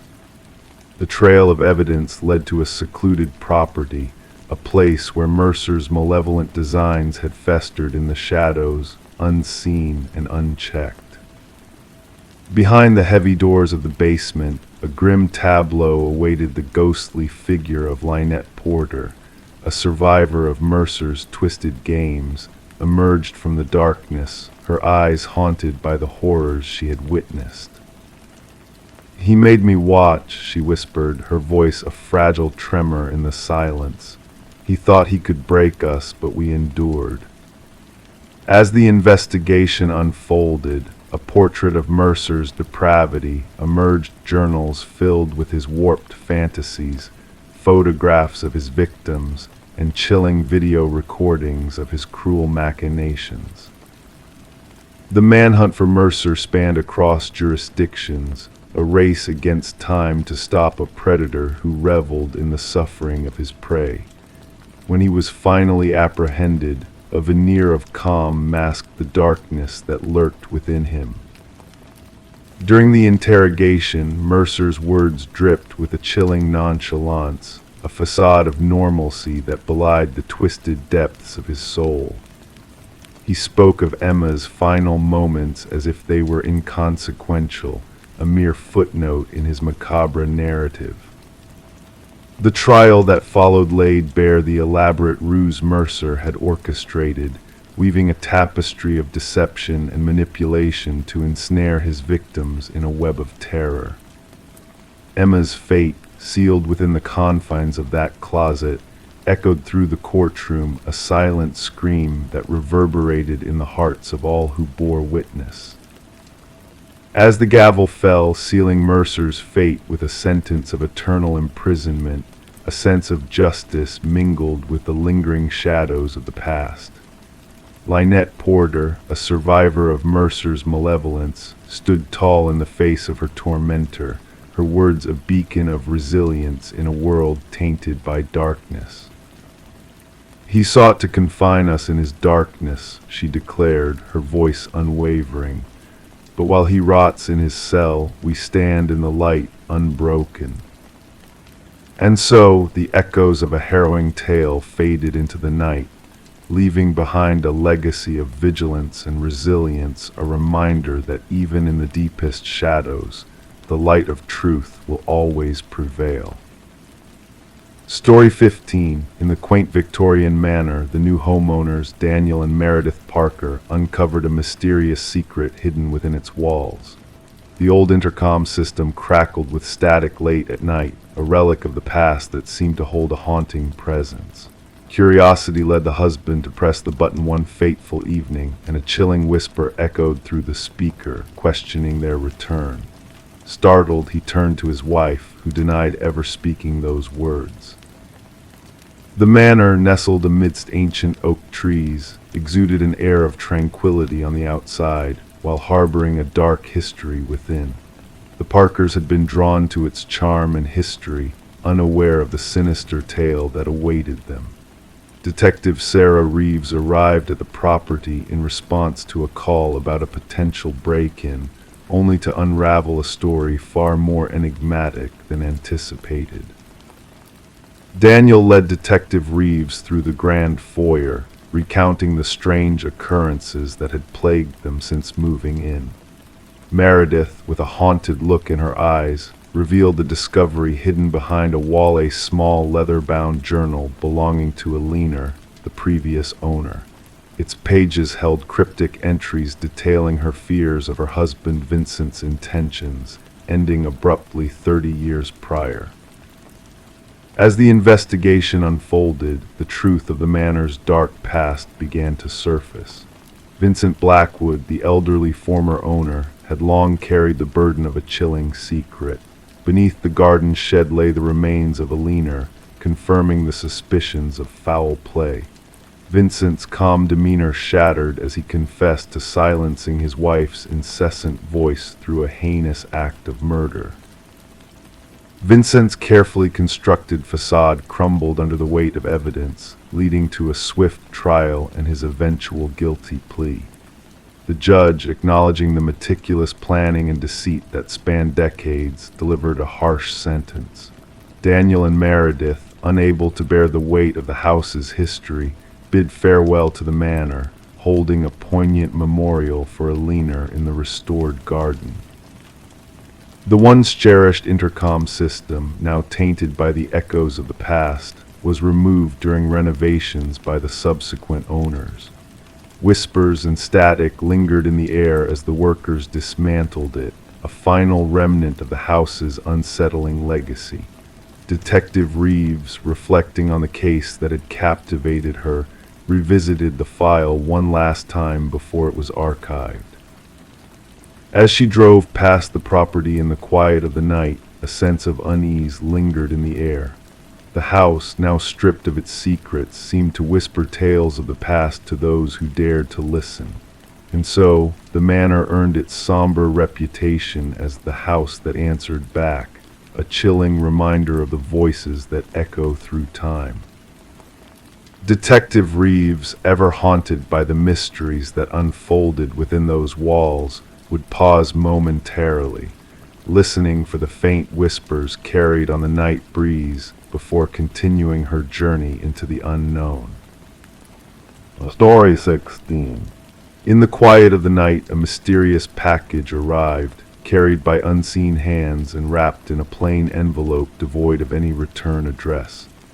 Within its confines lay a single brass key, its once shining surface worn and weathered by the relentless passage of time. The homeowner, a woman named Sarah Miller, held the key in her palm, feeling a strange sense of familiarity tugging at the edges of her consciousness. As Sarah attempted to use the key in every lock within her home, a sense of unease crept over her as each lock remained steadfastly unmoved. This key did not belong to her, yet there was an undeniable connection between them. Placing the key delicately on her coffee table, a sudden hollowness echoed through the hallway as the old grandfather clock, long silent and broken, emitted a single haunting chime. Perplexed and unsettled, Sarah reported the strange occurrence to the local authorities, a simple act that would unravel a chain of events leading to a tale of chilling darkness lurking beneath the surface of a seemingly peaceful suburban neighborhood. Initially met with skepticism, the responding officer took possession of the key, more to ease Sarah's concerns than out of any true belief in foul play. The brass key sat unassumingly on Detective Robert Harmon's desk, a veteran investigator with a keen intuition honed through years of delving into the hidden truths of the world.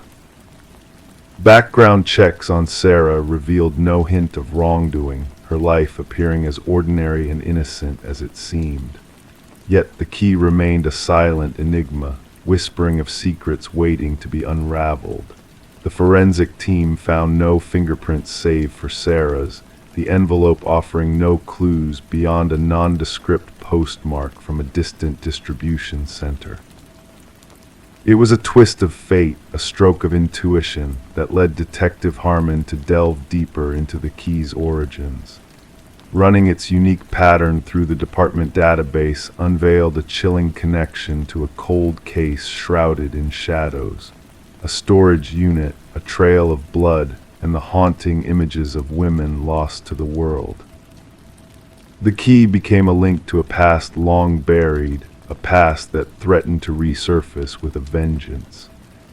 As the investigation unfolded, Sarah found herself at the center of a storm of darkness, her once ordinary life transformed by the sinister presence of a man named Harold Jenkins. Jenkins, a phantom of the night, a predator hiding behind a mask of normalcy, had carefully orchestrated a macabre game of cat and mouse. The keys, each bearing a name and a date, whispered of lives snuffed out too soon, of horrors unimaginable lurking just beneath the surface.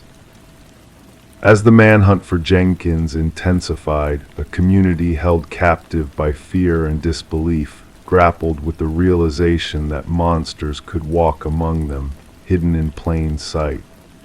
The wilderness echoed with the footsteps of search teams, the air heavy with the scent of impending tragedy. In a final, desperate act, Jenkins retreated to a desolate tower, a monument to his twisted desires. And there, surrounded by the echoes of his crimes, he met his end, leaving behind a legacy of terror and heartbreak. The keys, silent witnesses to unspeakable horrors, now rest in an evidence locker, a stark reminder of the darkness that can lurk within the most ordinary of places. And Sarah, forever changed by the brush of evil against her life, carries the weight of a truth too terrible to comprehend. As the world grapples with the aftermath of Jenkins' reign of terror, the keys serve as a chilling reminder of the fragility of safety, the thin veil that separates the ordinary from the unspeakable. And in the stillness of the night, they whisper of lives lost, of souls taken, and of a darkness that can never truly be banished. Story 17: The Secrets of the Old Library. The ancient library stood silent, its fate sealed by the impending demolition. The workers toiled tirelessly, their efforts nearing completion, when a curious twist of fate intervened. Among the dusty shelves, one of them stumbled upon a hidden latch concealed within the time-worn bookshelf. With a gentle click, the facade of the shelf swung open, unveiling a clandestine passageway that led to a forgotten chamber. The air within the hidden room hung heavy, untouched by human hands for decades. No furniture graced the space, save for a solitary chair bolted firmly to the floor at its center. Etched repeatedly upon the walls, a haunting message echoed through the shadows: "I am still here." The construction foreman, sensing an ominous presence, swiftly called for the authorities. What had begun as a routine demolition now unfurled into a tapestry of mystery and dread. Detective Morgan Walsh, a seasoned investigator with 2 decades of experience, entered the scene, his flashlight piercing the darkness like a beacon of truth. The walls bore witness to a message that spoke of unseen horrors, a message that seeped into Walsh's soul with each passing moment. "Secure the scene," Walsh commanded, his voice resonating in the confined space. "Let no one disturb a single trace until the forensics team arrives." The history of the library whispered tales of the Harrington family, once pillars of the community. The family had bestowed the library upon the public following the enigmatic disappearance of their daughter, Rebecca. Vanished during her final days of college, Rebecca left behind a void shrouded in mystery, her absence a gaping wound in the fabric of the family's legacy. As the forensic experts meticulously combed through the hidden chamber, they unearthed fragments of hair and fibers embedded within the ancient chair. Traces of blood and skin cells lingered within the scratches on the walls, hinting at a tumultuous struggle that had unfolded in the shadows of the past. The chair was a tool of restraint, the forensic analyst remarked, pointing to the weathered leather straps and bolt holes that adorned its frame. A captive once dwelled here, fighting against their bonds with fervor. Walsh delved deeper into the enigmatic history of the Harringtons, his intuition guiding him towards the heart of the mystery. The timing of the library's donation after Rebecca's disappearance struck a dissonant chord within him, a melody of suspicion that demanded to be heard. Further exploration unearthed a chilling revelation. The very bookshelf concealing the hidden chamber had been installed by a contractor exclusively hired by Maxwell Harrington, Rebecca's uncle and patriarch of the family. Financial records painted a portrait of exorbitant payments made to the contractor, far beyond the realm of standard renovation costs. Former library staff shared their shock at the revelation, none privy to the existence of the hidden room. However, an elderly librarian recollected Maxwell's peculiar habits, his solitary retreats to that secluded section of the library shrouded in secrecy. The tendrils of the investigation reached a harrowing climax when DNA evidence linked the biological remnants in the hidden chamber to Rebecca. The threads of time began to unravel, weaving a tapestry of deception and betrayal that spanned years of silence and suffering. A warrant granted access to the Harrington estate, where Maxwell's study yielded a leather-bound journal hidden within a concealed compartment. Its pages bore witness to Maxwell's descent into madness, his obsession with his niece consuming him from within. "She knew too much," Maxwell confessed, his voice devoid of remorse. Rebecca threatened to expose my sins, to shatter the illusion of our family's pristine reputation. I had no choice but to silence her. The truth, once veiled in shadows, now stood exposed in all its ghastly splendor. Maxwell had ensnared Rebecca in the hidden chamber, her pleas for freedom drowned in the echoes of her captivity. In a moment of desperation, he had extinguished her light, sealing her fate beneath the floorboards of the hidden room. The excavation unearthed Rebecca's remains, her skeletal frame a silent testament to the horrors she endured. The bracelet adorning her wrist, a token of lost innocence, glinted in the harsh light of justice as Maxwell faced his reckoning. The Harrington family, cloaked in sorrow and regret, bore witness to the unveiling of their darkest secrets. Rebecca's mother clutched the recovered bracelet, a symbol of remembrance for a life cut short by treachery and deceit. The library, once slated for oblivion, now stood as a monument to the past, a relic of a bygone era stained with the blood of the innocent. The community mourned in silence, leaving tokens of reverence at its threshold, honoring the memory of a soul lost to the shadows. In the end, it was Rebecca's voice that echoed through the corridors of time, her message etched in desperation upon the walls of the hidden chamber. "I am still here," she whispered, a haunting refrain that lingered in the hearts of those who dared to listen, a beacon of truth in a world shrouded in lies. Story 18: The Enigmatic Dollhouse. She always avoided the attic, finding it unsettling, but when a storm caused a leak in the roof, she had no choice but to venture up there. The attic was a realm of forgotten treasures, shrouded in dust and cobwebs. Amidst the shadows, in the most remote corner, sat an ancient dollhouse, exquisitely detailed, its miniature furniture arranged with precision. However, as she gazed into its tiny rooms, a sense of unease crept over her. The figures within were not mere dolls, they were intricately carved replicas of her own family. Each miniature figure was meticulously placed, mirroring the exact positions of her family members downstairs, except for one. The figure meant to represent her was not seated with the others, but ominously standing near the attic entrance. Rebecca Morgan traced her finger along the roof of the dollhouse, feeling the groove where the miniature wooden figure stood. A shiver ran down her spine, unrelated to the icy draft whispering through the attic. This dollhouse had no place here. This was not her childhood home. It was a rental property her family had only recently moved into. The peculiar case began with Rebecca's frantic call to the authorities. Police officers arrived at the suburban residence to find a family in distress, gathered in the living room, reluctant to return to the upper floor. The lead investigator, Detective Sarah Harmon, initially dismissed their fears as a prank or a product of an unfamiliar environment.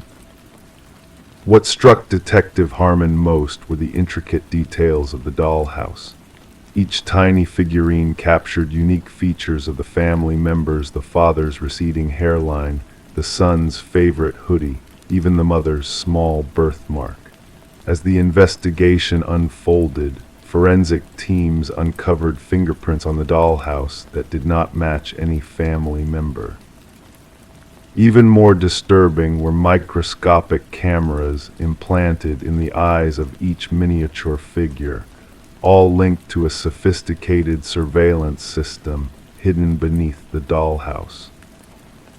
Analysis of the Morgan family's movements revealed a disturbing revelation. The positions of the figures in the dollhouse did not merely mirror their recent activities. They replicated precise moments from various days, indicating someone had been observing them long enough to learn their routines. We quickly realized this was not a typical case of stalking, Detective Harmon reflected. The level of obsession displayed by the perpetrator was beyond anything we had encountered before. The investigation took a chilling turn when a hidden entrance to the basement was discovered behind a false pantry wall. Inside, investigators found evidence of a covert living space, suggesting someone had been residing beneath the family's feet for weeks. Food wrappers, water bottles, and a sleeping bag hinted at the intruder's prolonged presence. What confounded investigators was the absence of forced entry.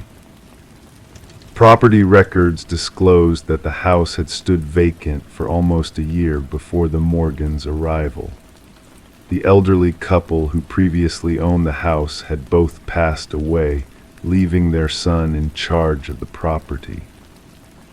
Neighborhood interviews offered little insight, except for one elderly resident who sporadically noticed lights in the vacant house. The breakthrough in the case came through digital forensics. Surveillance data from the miniature cameras led investigators to a small apartment across town where a disturbing truth unfolded. The apartment belonged to Martin Wells, the son of the deceased homeowners.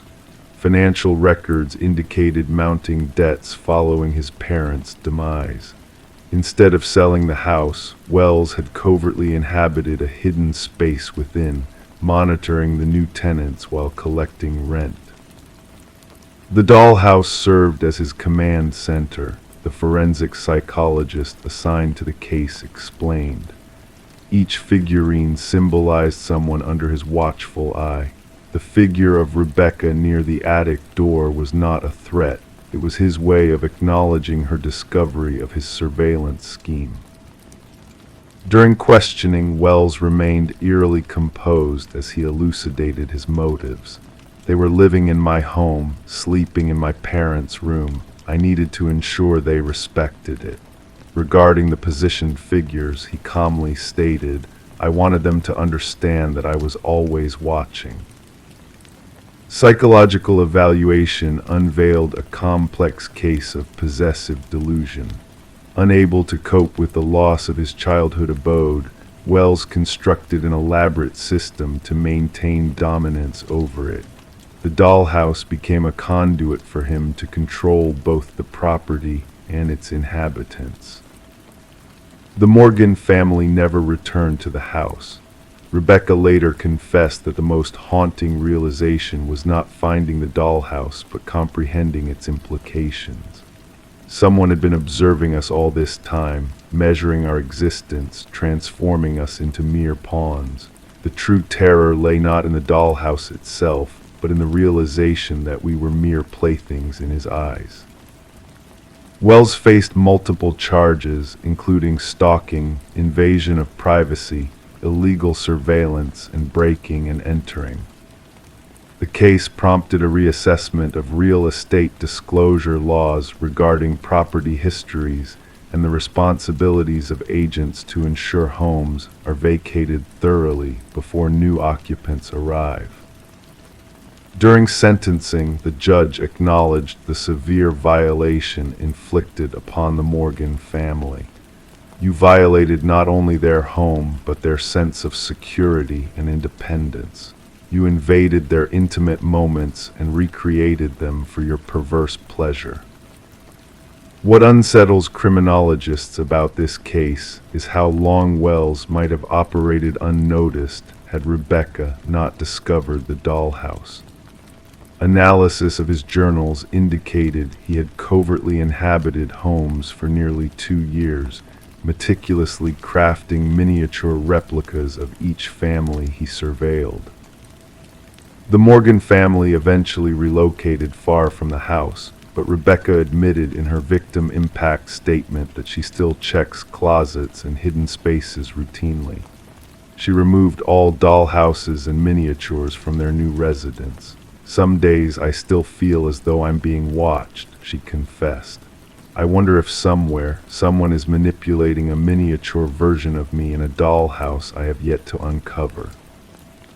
Story 19: The Whispers of Blackwood House. She yearned to give the nursery a fresh coat of paint before the baby's arrival. The walls, once a faded blue, now held silent tales within their layers. As she applied the first strokes of white, a hidden secret unveiled itself beneath the surface, a message, faint at first, then growing sharper and more defined. Don't let it hear you. Her heart skipped a beat. Stepping back, she noticed something peculiar, tiny handprints imprinted in the fresh paint, too high for any child to reach. This discovery within the nursery of the Morgan residence marked the inception of what would later be known as the Whispering House case. The young couple had bought the Victorian-style home for a surprisingly low price, unaware of its dark past. Detective Sarah Klein, notebook in hand, rang the doorbell. A pregnant woman, her belly swelling beneath paint-stained overalls, answered the door. Dark circles shadowed her eyes, evidence of sleepless nights.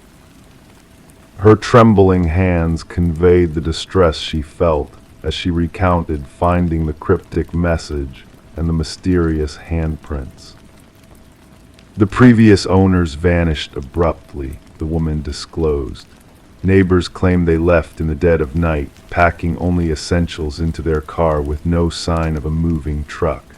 Detective Klein explored the historical home, her footsteps echoing on aged floorboards. In the nursery, she examined the partially painted wall, where the message and handprints lingered as eerie reminders of the past.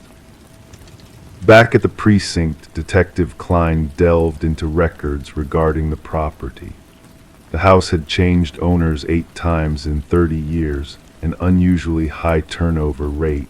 What unsettled her even more were the child welfare reports linked to 3 of those families, with children describing whispers from the walls and unseen eyes watching them as they slept. Her investigation led her to Alina Blackwood, the former owner of the house, a wealthy widow who ran an orphanage from the property many years ago. Newspaper clippings hinted at the disappearance of 5 children under her care, presumed to have run away. During renovations after Alina's passing, a sealed room was discovered behind the nursery wall, holding children's belongings but no remains. Interviewing past residents revealed a pattern of strange occurrences involving children, rearranged toys, mysterious laughter, and ghostly drawings. These events were dismissed as figments of imagination until the chilling messages appeared during nursery repainting rituals. A forensic linguist matched the writing to Alina's journals, but the identical handprints, unchanged over the years, puzzled everyone. The detective's pursuit of the truth led her to authorize ground-penetrating radar in the basement, revealing 5 child-sized anomalies beneath the concrete floor. Breaking through, they unearthed a horrifying truth: 5 child remains laid out in a circle, bearing pendants with engraved names, the orphans who had supposedly fled. Luminol sprayed in the nursery unveiled countless handprints glowing in the darkness, etched into the walls by unseen hands. Alina's journals exposed her macabre belief that orphan children possessed unique energy she sought to harness for her own longevity. The children had left warnings in the wall, hoping future dwellers would uncover their tragic story. The case concluded with the proper burial of the victims, now recognized not as runaways but as victims of a heinous crime. The house remained deserted as the pregnant couple refused to return, haunted by the lingering presence within its walls. Detective Klein's final report detailed the eerie handprints and cryptic message, acknowledging that justice had been served but leaving behind a mystery that defied explanation. The nursery walls were torn down during renovations, yet workers reported hearing whispers of children emanating from the debris. The house, deemed uninhabitable, became another cold case in the annals of history, a chilling reminder that some secrets, once unearthed, never truly fade away. And so, the detective preserved a photograph of 5 luminous handprints, a somber testament to the enduring echoes of a dark past. Story 20: The Realtor's Secret. The listing from the realtor had been thorough, yet it made no mention of a basement. The blueprints, carefully examined by the prospective family, revealed no trace of it, but mysteries have a way of revealing themselves in unexpected ways. As the family began the task of removing the old carpet, they stumbled upon a hidden door, concealed beneath layers of time. A rusted handle, heavy with neglect, beckoned to be opened. It took the combined effort of three to pry it ajar, revealing a passage into the unknown. A rush of stale air greeted them, laden with the earthy scent of hidden secrets. Descending the steps into darkness, they anticipated a space for storage. Instead, what awaited them was a solitary chair bathed in the flickering light of a single bulb. And on the wall behind the chair, a collection of photographs, familiar faces captured in moments of vulnerability. The Mercer family had sought a new beginning in the quiet suburbs, unaware of the tangled history that awaited them within the walls of their new home. Detective Sarah Connors, with her partner by her side, arrived at the scene shrouded in whispers of unease. The crime scene unit had already cordoned off the area with fluttering yellow tape, marking the threshold of a chilling discovery. Mrs. Mercer's voice trembled as she recounted what lay hidden beneath their dwelling. Connors wasted no time in instructing her team to document every detail before further exploration. Gloved hands deftly handled cameras, capturing the eerie ambience of the basement. Each creak of the wooden steps echoed a tale of forgotten shadows. The basement, compact yet suffused with an ominous aura, housed a chair as its centerpiece, illuminated by the stark glow of a lone bulb. But it was the array of photographs that seized the attention of the investigators' snapshots documenting the lives of the Mercer family, taken without their knowledge. As the investigation unfolded, a sinister pattern emerged. No signs of forced entry, no tangible evidence of intrusion. Privacy had been violated, boundaries crossed without a trace of disturbance. The web of surveillance extended beyond the present occupants, reaching back through the transient history of the house. Interviews with the previous owners unraveled a tapestry of deceit and concealment. Each family had unknowingly shared their lives with an unseen observer, hidden within the very structure they called home. A contractor's denial of the basement's existence only deepened the enigma, casting a shadow of doubt over the house's origins. Digital forensics unveiled a trove of clandestine recordings, capturing intimate moments and mundane routines with chilling precision. The invisible eyes that had watched over the residents for years now faced scrutiny under the harsh glare of investigation.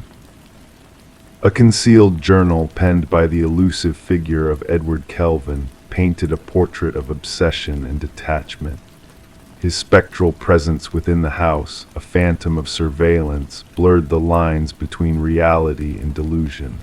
The revelation of his physical form, curled within hidden passages, marked the culmination of a macabre game of voyeurism. Kelvin's distorted perception of ownership, his belief in the families as unwitting actors in his private drama, sent shivers down the spines of those tasked with unraveling the enigma. The house, once a sanctuary, now stood as a monument to his twisted obsession. The legal proceedings that followed exposed the intricate network of surveillance woven into the very fabric of the house. Kelvin's conviction brought closure to a chapter of clandestine observation, yet the lingering unease persisted among those who had unknowingly played their roles in his voyeuristic theater. The demolition of the property offered a semblance of closure, yet for the families entangled in Kelvin's web, the scars of his intrusion ran deep. The specter of his unseen gaze lingered in the corners of their minds, a reminder that safety is but an illusion in the face of hidden truths. In the quiet hours of night, they found themselves casting wary glances at the familiar corners of their new abode, questioning the solitude they once took for granted.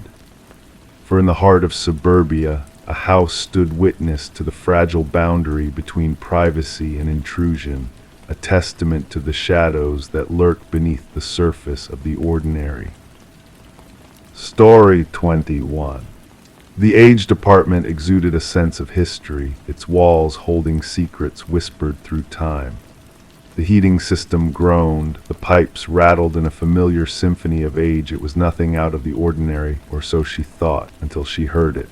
A voice, delicate yet unmistakable, floated through the vents like a haunting melody.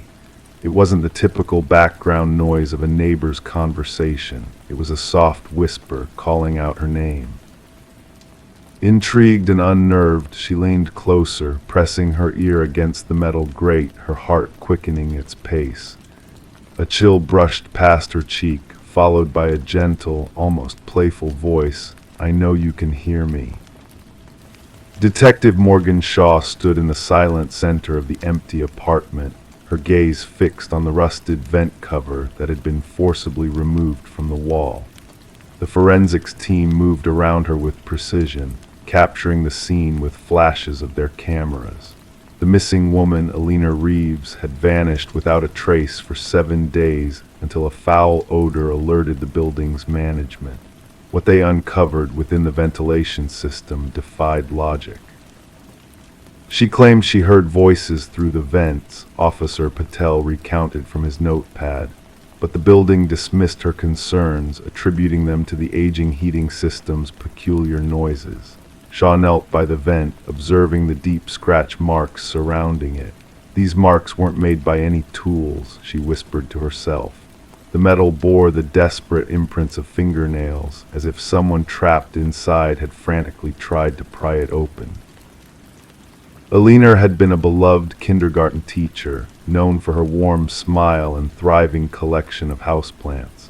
Her absence had caused a ripple of concern, from her worried students to her anxious sister who had reported her disappearance.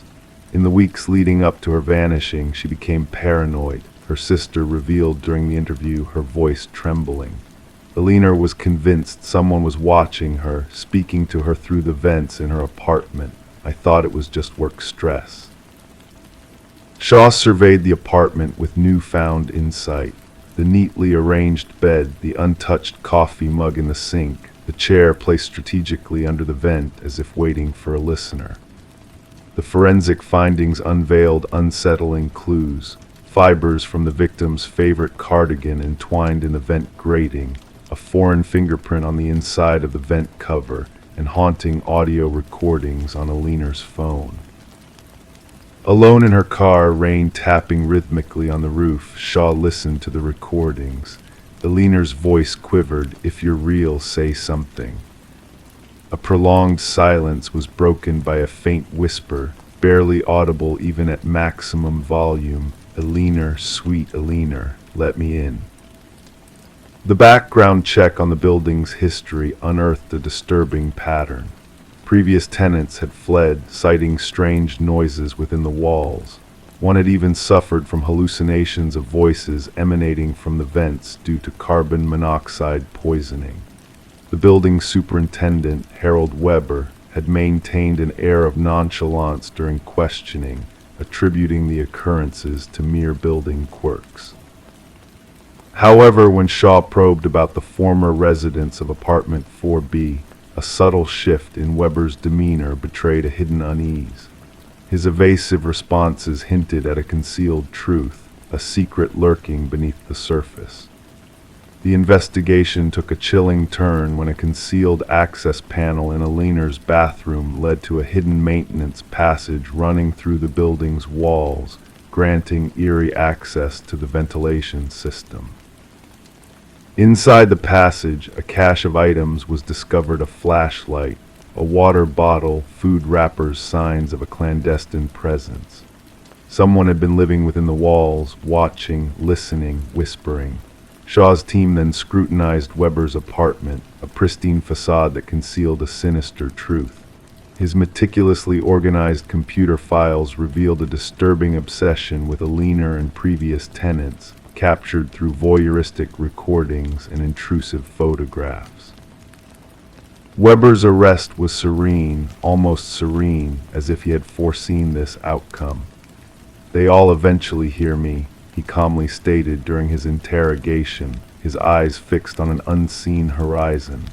The investigation culminated in the discovery of a storage unit filled with mementos from his victims, cherished possessions preserved as macabre trophies of his twisted relationships.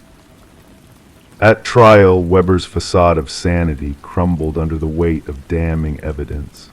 His attorney's attempts to paint him as delusional were overshadowed by the meticulous planning exhibited in his actions. The jury swiftly returned a verdict of guilt on all charges, but Weber's parting words to Shaw echoed with a chilling finality, "They'll still hear me. The whispers never cease." The once haunted apartment building now sits empty, a silent witness to the horrors that transpired within its walls. Despite renovations and fresh ownership, the whispers persist, a spectral reminder of the past. The heating system groans, the pipes rattle in a ghostly echo of voices long silenced. It's dismissed as mere quirks of an old building, but deep down, the residents know there's more to the story, hidden within the walls, waiting to be heard. Story 22. The tale begins in a quaint costume shop, its shelves bare as it prepared to close its doors for good. Among the remnants of old inventory, a woman discovered a mask tucked away on a dusty shelf. Delicate yet eerily lifelike, its features seemed to beckon to her. As she placed it on the counter to purchase, the cashier hesitated, his voice barely a whisper, "That's not ours." Perplexed, the woman checked for a tag, but none was to be found. With a nonchalant shrug, she decided to take the mysterious mask home. That night, in the quiet depths of her slumber, she was roused by a soft sound, a barely perceptible whisper of fabric shifting. Her eyes fluttered open to find the mask missing from its resting place on the dresser. Instead, it sat ominously on her nightstand, its gaze fixed upon her. The woman, known as Catherine Reed, was discovered the following morning by a concerned neighbor. The front door of her home stood slightly ajar, allowing a stream of morning light to spill into the darkness within. What the neighbor stumbled upon was a scene of chilling intrigue that would perplex investigators for years to come. Catherine lay lifeless on her bedroom floor, the mask nowhere to be seen. Detective Morgan arrived at the scene as forensics meticulously documented every detail. The rhythmic click of shutters punctuated the hushed tones of the investigators as they combed through the evidence. "No signs of forced entry," noted one officer, jotting down observations in a worn notepad. The detective, her keen gaze sweeping the room, noticed subtle clues that hinted at a hidden truth. A partially open drawer, a lipstick-stained water glass on the nightstand, seemingly ordinary details in an extraordinary tragedy. The medical examiner, his expression somber, examined Catherine's lifeless form. Cause of death unclear upon initial inspection. "No visible wounds, no signs of a struggle," he remarked, gesturing towards her frozen expression of terror. Kneeling beside the body, the detective whispered, something frightened her to her very core. Catherine, a respected art appraiser known for her meticulous nature and keen eye for authenticity, had led a quiet life. Colleagues spoke of her uncanny ability to discern even the subtlest of forgeries. Could this very talent have unknowingly led to her untimely demise? Security footage from the costume shop revealed a puzzling interaction. The cashier's genuine confusion at the sight of the mask raised more questions than answers. A visit to the shop uncovered a disturbing truth. The mask had appeared mysteriously during a clearance sale, its origins shrouded in uncertainty. A breakthrough in the investigation came with the discovery of microscopic fibers embedded in Catherine's fingertips. She was grasping at something, the lab technician explained, noting the unusual composition of the fibers, a blend of human hair and an unidentified organic material that defied identification. Records unveiled a series of similar deaths spanning decades, each victim acquiring a haunting mask shortly before their demise. A retired detective, familiar with such cases, shared a chilling revelation. The masks bore ancient symbols hinting at a dark ritual of soul transference. A hidden journal found in Catherine's apartment shed light on her final days. In frantic entries, she detailed a growing sense of unease, of being watched by an unseen presence connected to the malevolent mask. Her research revealed a sinister pattern linking the masks to a lineage of tragic deaths. The detective pieced together the puzzle: Catherine's findings, the enigmatic fibers, the unsettling deaths. The medical examiner's conclusion of death by extreme fear posed a haunting question: what terror could halt a heart in its beats? Surveillance footage from a neighboring house unveiled a startling revelation: a figure, cloaked in darkness and wearing a mask resembling Catherine's likeness, moving with an uncanny mechanical precision. An alert was issued for the missing mask, but it had vanished without a trace, only to resurface months later in a distant vintage shop. The unsolved mystery persisted, shrouded in shadows and unanswered questions. The detective safeguarded Catherine's journal as a chilling memento, a reminder of a truth too macabre for official records. In the stillness of the night, she often awoke with a shiver, a sensation of unseen eyes upon her. The mask, a malevolent entity hungry for souls, lurked in the shadows, biding its time until it found its next unwitting victim. A vessel waiting to be filled, passing from one life to another in an unending cycle that began eons ago. Its empty eye holes fixated on those who dared to uncover its true nature, a harbinger of dread lurking in the darkness, awaiting its next host. Story 23. The ancient box lay hidden beneath layers of clutter in the attic, a silent witness to the passage of time in the old house. Within its confines, faded Polaroids whispered of bygone birthdays and family gatherings, innocuous memories preserved in time. But as her fingers brushed the last photograph, a shiver danced down Rebecca's spine. The image captured her living room, the familiar furniture, the familiar drapes. Yet the family pictured was not hers, and in the gloomy background, a shadowy figure loomed watching. Rebecca descended the creaking staircase, burdened by the weight of unease that now enveloped her in the spacious yet oppressive house she had called home for 4 solitary months. Placing the photograph on the sterile kitchen counter, she scrutinized it under the harsh glare of fluorescent light. The uncanny resemblance between her abode and the strangers in the photo was undeniable. Same archway, same ornate moldings, same bay window bathing the room in morning light. Detective Morgan arrived, a stoic figure clad in a worn leather jacket that hinted at a storied past. His keen eyes absorbed every detail as he examined the photograph with a methodical intensity, his gloved hand tracing the edge of the Polaroid before flipping it over to reveal its empty back. "What do you know of the previous occupants, the Nelsons?" His voice rumbled softly, probing for answers. Rebecca confessed her scant knowledge, the sale orchestrated through a realtor, as the Nelsons had already departed for distant horizons.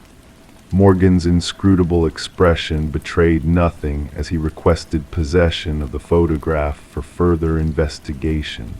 And so, the unraveling of the mystery began in hushed tones.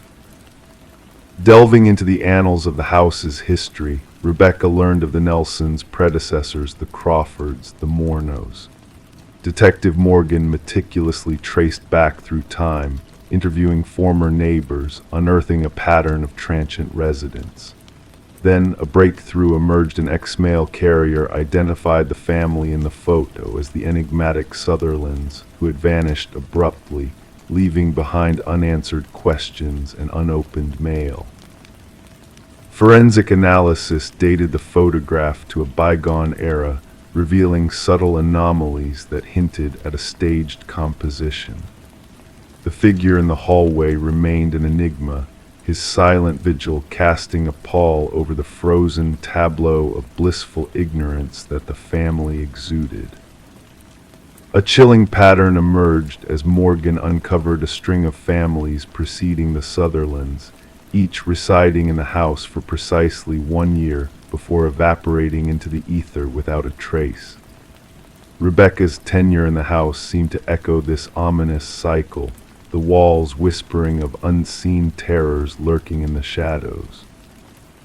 Diving deeper into the past, historical records hinted at a dark chapter in the house's construction, tied to the elusive figure of Samuel Whitfield, a spectral presence linked to the house's origins. The unveiling of a hidden chamber in the attic unveiled a cryptic journal, a voyeuristic chronicle of the families ensnared in the house's web. Beneath the cold concrete of the basement, the earth yielded its macabre secrets, revealing the entombed remains of the missing families, frozen in time like grotesque relics of a forgotten era. Among their possessions lay the camera that had captured their unwitting smiles, a silent witness to their tragic fate. Rebecca's relocation to a protective sanctuary did little to quell the encroaching dread that lingered in the shadows. A mysterious phone call in the dead of night, the mechanical click of a Polaroid camera, ominous harbingers of an unseen presence that defied comprehension. The house stood silent, a mausoleum of lost souls, its darkened windows concealing the unsolved enigma that consumed all who dared to seek the truth. Samuel Whitfield's spectral presence loomed large, his legacy a haunting reminder of the darkness that lurked within the walls.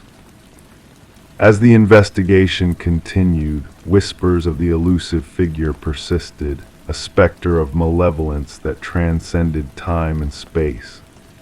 The house remained a silent sentinel, its secrets buried deep within its walls, waiting for the next unsuspecting soul to unravel its mysteries. And in the shadows, new photographs developed, capturing the essence of unsuspecting families as they unknowingly stepped into the realm of the Watcher, a silent guardian of secrets that would forever remain obscured in the mists of time. Story 24. It began with a mere pocket dial, a jumble of static and muffled sounds that almost went unnoticed by the operator. But then a voice broke through the chaos, a woman speaking in urgent whispers. "He's here," and then an eerie silence descended. The number traced back to an empty house, a place long deserted and forgotten by time. No signs of forced entry, no disturbances in the stillness. Yet in the dimly lit kitchen, amidst the layers of dust, sat a phone on the counter, its screen softly glowing. The call had been placed mere minutes ago. Detective Morgan Reed found herself entranced by the playback, the haunting whisper echoing in her mind, desperate, terrified, and inexplicable. The abandoned property once belonged to the Sullivan family, who had left after a devastating house fire ravaged the West Wing. No one had resided there since. The caretaker attested to the emptiness of the house, swearing that no one had set foot inside for years. "Background check on the number," Morgan inquired of her partner, Detective Walsh. The answer sent shivers down her spine, registered to Catherine Sullivan, the deceased daughter of the family, who had passed away in a tragic car accident 3 years prior. As Morgan gazed at the phone in the evidence bag, a sense of unease settled in. A phone call from a deceased woman's device, originating from a desolate house. Logic faltered in the face of such a bizarre occurrence. The forensic team's findings yielded no answers. No fingerprints, no footprints, no trace of how the phone had seemingly materialized on the counter. The recording of the call became the focal point of their investigation, a mere 11 seconds of static, of breath, of 5 haunting words. Voice analysis confirmed the identity of the speaker as Catherine Sullivan with an unsettling 98% certainty. The timestamp revealed that the call had taken place at the exact moment of Catherine's tragic demise, down to the minute. Interviews with those who knew Catherine revealed a tapestry of grief and confusion. Her father, now remarried, appeared genuinely perplexed. Her mother, residing in a humble apartment, crumbled at the sound of the recording, recognizing her daughter's voice with heartbreaking clarity. Catherine's boyfriend at the time of her passing, Mark Jennings, provided an alibi for the night of the call, confirmed by witnesses and security footage. He seemed beyond reproach. And yet, the inexplicable call persisted, defying all rational explanation. A breakthrough came when Catherine's mother contacted Morgan, trembling with a newfound discovery. In Catherine's old journal, a chilling entry hinted at a darker truth, a narrative of love soured, of control and fear escalating to a crescendo of danger. He found out I'm leaving, he's furious. If anything happens to me, it wasn't an accident, the final entry forewarned. Confronted once more, Mark's facade of innocence crumbled under the weight of the journal's revelations. Denials gave way to unease as Morgan probed deeper, unearthing inconsistencies in his story. The pieces of the puzzle were falling into place, revealing a malevolent truth lurking in the shadows. A revisit to the scene of Catherine's fatal accident unearthed a startling revelation: the discovery of her actual phone, buried near the crash site. Forensic analysis of the device illuminated a harrowing exchange between Catherine and her sister on the night of her death, detailing a sinister pursuit and a tragic end orchestrated by someone she once trusted. Further examination of Catherine's autopsy photos painted a grim picture, evidence of a struggle, of violence beyond the scope of a mere car crash. The truth began to emerge, shedding light on a darkness that had long been concealed. As the net closed around Mark, he vanished into the night, leaving behind a macabre shrine to Catherine in his abandoned apartment, a twisted memorial to his victim, a testament to his sick obsession. The revelation of his elaborate deception, of his manipulation of sound to perpetuate a ghostly facade, chilled even the seasoned investigators to the core. The trial was swift, the verdict unanimous: guilty of first-degree murder. Justice, hard-won and long overdue, was finally served. Catherine's voice, silenced in life, resonated through the halls of the courtroom, a beacon of truth in a sea of lies. And so the phone from the abandoned house now rests in the evidence locker, a silent witness to the horrors that transpired. Some say they hear it ring, a phantom echo of a ghostly call that once pierced the veil between the living and the dead. But Catherine's story endures, not as a mere ghost tale, but as a testament to the resilience of the silenced, a reminder that even in death, their voices will find a way to be heard. Story 25. The parcel arrived unannounced, no signs of its origin or destination. A nondescript cardboard box, kissed by the morning dew, found its way to her doorstep. It wasn't intended for her. The address matched, but the name did not. Common sense dictated she should have disregarded it, left it to languish on the porch. Yet curiosity, that insatiable whisper, beckoned her forward. With hesitant hands, she peeled away the tape, anticipating mundane contents: books, clothes, the ordinary. Instead, nestled within was a relic of the past, a VHS tape, accompanied by a solitary sticky note. "Watch alone." Sarah Miller held the black plastic cassette, its weight bearing down on her palms, an unspoken heaviness lingering in the air. Her fingertips grazed the worn edges, tracing the imperfections etched into the plastic casing. The note, penned with urgency, bore the indents of someone desperate to be heard. Amidst the backdrop of suburban tranquility, a dog's distant bark, children's laughter, the mechanical hum of a lawnmower, Sarah found herself isolated in the moment. She brought the mysterious package inside, placing it upon her kitchen counter, uncertainty clouding her thoughts. The name Daniel Whitaker, a stranger to her world. 4 years in that house, and his name had never graced her mailbox. The Johnsons had been the previous occupants, their absence a testament to time. A tug-of-war between inquisitiveness and unease waged war within her as her gaze drifted towards the dusty VCR, a relic of nostalgia. The tape whispered secrets, a siren call wrapped in black plastic. Against her better judgment, Sarah inserted the tape. At first, static danced on the screen, a white noise that gradually sharpened into focus. A dimly lit room materialized, bathed in a solitary lamplight, the camera angle askew, hinting at haste. A man occupied a wooden chair, his features shrouded in shadow. "My name is Daniel Whitaker," the man's voice, a quiet yet resolute whisper, broke the silence. "If you're watching this, they've found you, and that means they'll find me too."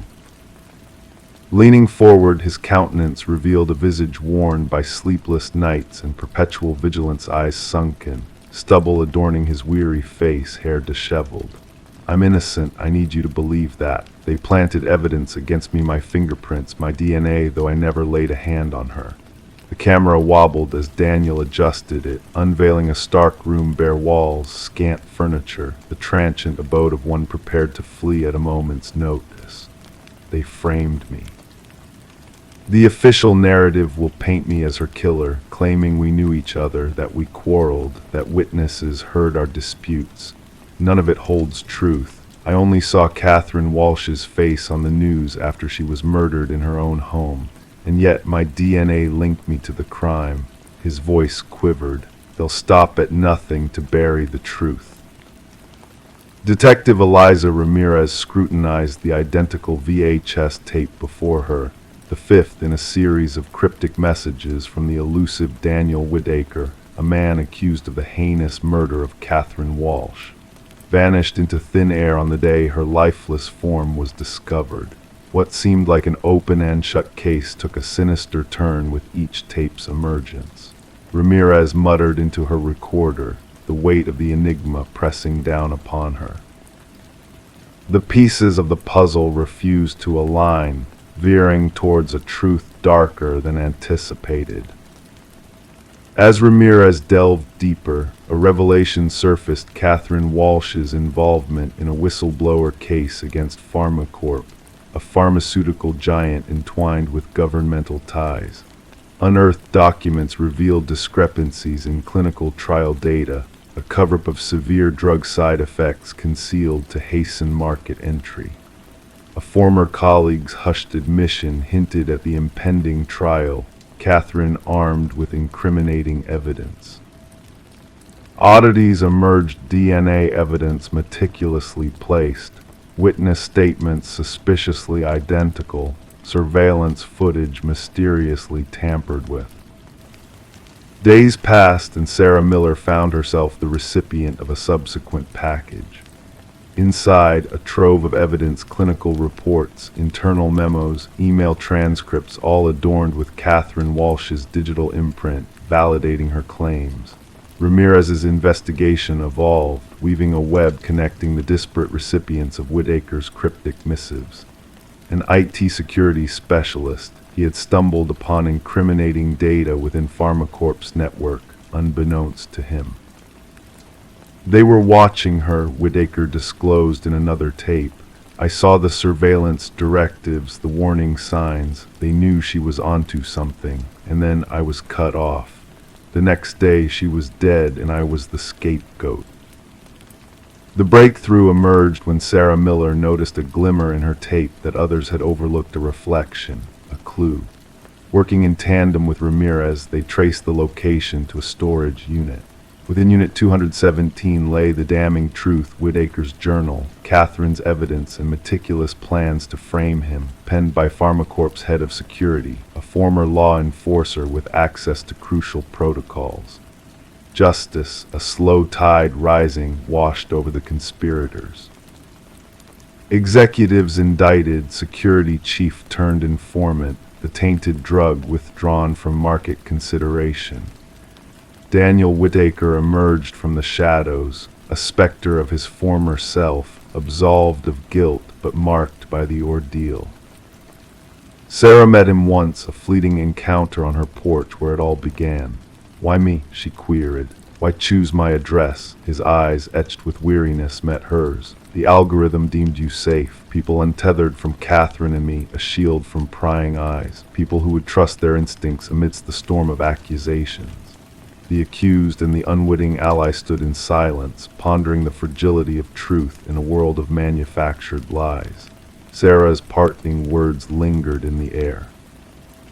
The wrong address turned out to be the right one.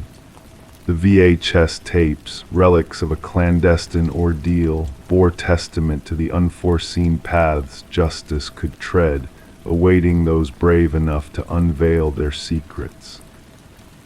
Story 26, The Enigmatic Reflection. She cleared the mist from the mirror, gazing at her own reflection. Everything seemed normal, her face, her attire, but a subtle unease crept in the longer she stared, a flicker at the edge of her vision, a movement that defied explanation. When she turned away, her reflection remained motionless, yet its gaze lingered, watching her every move. This peculiar incident marked the beginning of Rebecca Thorne's unsettling journey. What unfolded next would puzzle investigators and cast a shadow over the community for years to come. Rebecca resided alone in a modest apartment nestled in a serene suburban enclave. Known for her methodical nature and reserved demeanor, she led a solitary life, maintaining polite interactions with her neighbors. Her occupation as a data analyst for a mid-sized company dictated a life governed by routine and precision. No one could have foreseen that she would become enmeshed in one of the most enigmatic criminal investigations of the decade. The first signs were subtle. Objects in Rebecca's home began to shift, inexplicably small displacements that hinted at a presence rather than theft. A coffee mug relocated, books rearranged, her toothbrush out of place. At first, she brushed off these anomalies as mere lapses in memory, attributing them to the strain of long hours spent scrutinizing spreadsheets under harsh fluorescent lights. Detective Marion Shaw received the initial complaint from Rebecca after a series of such disturbances.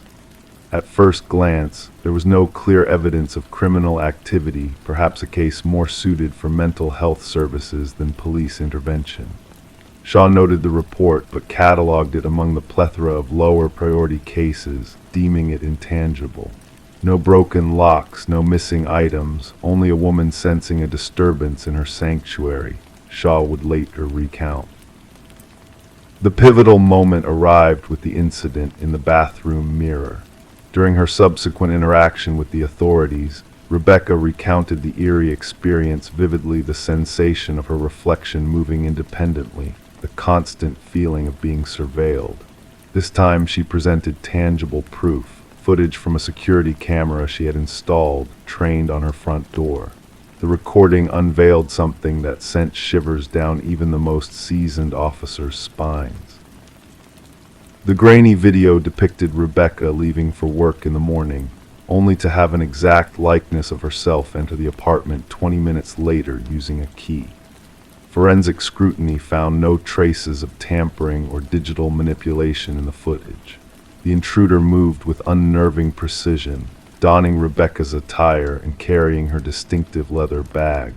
However, Rebecca had already been verified by her workplace's security system across town at the same time. "We are facing a doppelganger scenario," Detective Shaw informed her superiors. "Someone who has meticulously studied Miss Thorne and can replicate her with uncanny accuracy." The investigation deepened. Fingerprints throughout the apartment matched solely Rebecca's, with no foreign genetic material unearthed. Neighbors reported routine sightings of Rebecca, nothing out of the ordinary, just her usual comings and goings. Mrs. Keller, a neighbor, recalled a peculiar encounter with Rebecca where she received no acknowledgement upon greeting her return home, an anomaly that struck her as odd yet not alarming. Rebecca commenced documenting the disturbances in a journal. Minor alterations within her abode escalated. Food vanished from her refrigerator without a trace, her computer displayed searches she hadn't initiated, and unsettlingly her phone stored photos, selfies of her doppelganger that she had no recollection of capturing. In some images, her expression appeared subtly askew, a smile too wide, eyes too intense. "I feel as though I'm losing my grip on reality," she confided to Detective Shaw during their subsequent meeting. "Or perhaps someone is orchestrating this delusion." The breakthrough emerged when a trend surfaced in the security footage. The doppelganger only materialized when Rebecca departed for specific engagements, therapy sessions, yoga classes, Sunday morning grocery runs, pre-planned activities with predictable durations. "Someone has a profound understanding of your routines," Shaw elucidated. "This isn't random, it's a targeted surveillance and infiltration." A forensic psychologist posited that they were dealing with a fixation case, a persona fixated on emulating Rebecca, living her life with the potential of ultimately supplanting her entirely. Such occurrences, though rare, were well documented in psychological studies. Typically, the perpetrator had undergone a psychological rupture, fixating on a victim embodying traits they coveted: stability, beauty, success, normalcy. The investigation honed in on Lily Winters, a former colleague mentioned by Rebecca, who had been terminated due to escalating erratic behavior.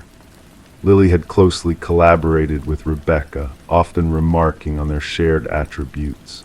Post-dismissal, she inundated Rebecca with unsettling emails, one of which read, "We are like two halves of the same whole. Sometimes I feel more like you than you do."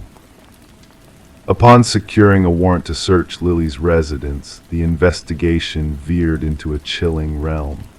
One of Lily's chambers had been transformed into a shrine-like replica of Rebecca's bedroom. Adorning the walls were countless photographs of Rebecca entering her apartment, socializing, engaging in daily activities, all taken unbeknownst to her. A closet harbored duplicates of Rebecca's wardrobe, while a vanity hosted cosmetics identical to those favored by Rebecca, alongside meticulous notes on her mannerisms, speech patterns, and daily rituals. The most incriminating evidence surfaced in the form of practice videos, Lily mimicking Rebecca's gait, gestures, facial expressions. The evolution was evident, from clumsy imitations to near-perfect replicas of the real Rebecca. "She aspired to become me," murmured Rebecca upon beholding the incriminating proof. "It wasn't mere mimicry, it was erasure." Forensic experts uncovered sophisticated apparatus for forging keys and replicating electronic access cards. Lily had orchestrated an intricate system to monitor Rebecca's movements, including a calendar predicting her schedule in meticulous detail. What eluded investigators was Lily's endgame. Journals discovered in her abode contained disjointed entries vacillating between first and third person, at times referring to Rebecca as both me and her within the same paragraph. The final entry sent a chill down the investigators' spines. Soon, only one of us shall prevail. The stronger entity will endure. When authorities moved to apprehend Lily, she had vanished without a trace. Signs of a hurried departure littered her residence drawers left ajar, certain equipment missing. A nationwide alert was issued. Rebecca was sequestered under protective custody, relocated to a secure hideaway under constant surveillance. For 3 weeks, every locale linked to her former life underwent vigilant monitoring. Lily remained elusive. The investigation took a disquieting turn when a security guard at Rebecca's previous workplace reported an anomaly. Despite being on leave and under protection, Rebecca was purportedly sighted entering the building. Subsequent security footage corroborated the account. An individual identical to Rebecca had accessed the premises using a valid ID card, proceeding to her former workstation and perusing her files for 40 minutes before departing. Meanwhile, the real Rebecca remained sheltered in a guarded sanctuary. The implications crystallized. Lily hadn't absconded, she had executed her stratagem. She now inhabited Rebecca's existence, seamlessly slipping into her skin while the authentic Rebecca concealed herself in obscurity. The case lingered as an enigma. Lily Winters eluded capture. Rebecca Thorne refrained from resuming her former life, opting to forge a fresh identity in an undisclosed sanctuary. Detective Shaw preserves a photograph on her desk, an uncanny resemblance between 2 women. One embodies Rebecca Thorne, the other mirrors Lily Winters. At times, she scrutinizes their visages, seeking the nuances that would differentiate one from the other. The truly disquieting aspect Shaw imparts to new recruits is not that someone can emulate your appearance or voice. The yearning to assume your identity so vehemently that they obliterate themselves in the process. Our identity is not merely what we present to the world, it's the essence we safeguard most vigilantly. Occasionally, we fail to grasp its worth until it is imperiled by another's covetous desires. Story 27. The old house had sat silent and still for years, a ghostly presence in the neighborhood. Whispers floated among the neighbors, tales of the young woman who had vanished without a trace, leaving behind an empty space that seemed to echo with her absence. When the new tenants crossed the threshold, they were met with a peculiar sight, the bedroom door stubbornly locked from within, as if guarding secrets long forgotten. With a creak and a groan, they forced the door open, revealing a room frozen in time. The air hung heavy with dust, a shroud of neglect embracing every corner. Yet amidst the stillness, a sense of unease lingered like a shadow creeping across the floorboards. The bed was meticulously made, the mirror gleaming without a speck, as if waiting for a reflection that never came. Upon the desk, a lone candle stood vigil, its flame long extinguished, leaving behind a trail of wax like tears frozen in time. And there, amidst the stillness, lay a notebook, its pages open to a revelation from the past. The ink was fresh, the handwriting elegant yet tinged with urgency. It was the voice of Elise Winters, a name lost to the whispers of time, her words a haunting echo of a night long gone. Detective Morgan delved into the notebook, tracing the delicate strokes of Elise's pen as if following a trail through the mist of memory. Each word whispered of fear and impending danger, of a presence lurking in the shadows, unseen but felt in the depths of her soul. The final entry bore a weight of foreboding, a plea for understanding in a world turned blind to her truth.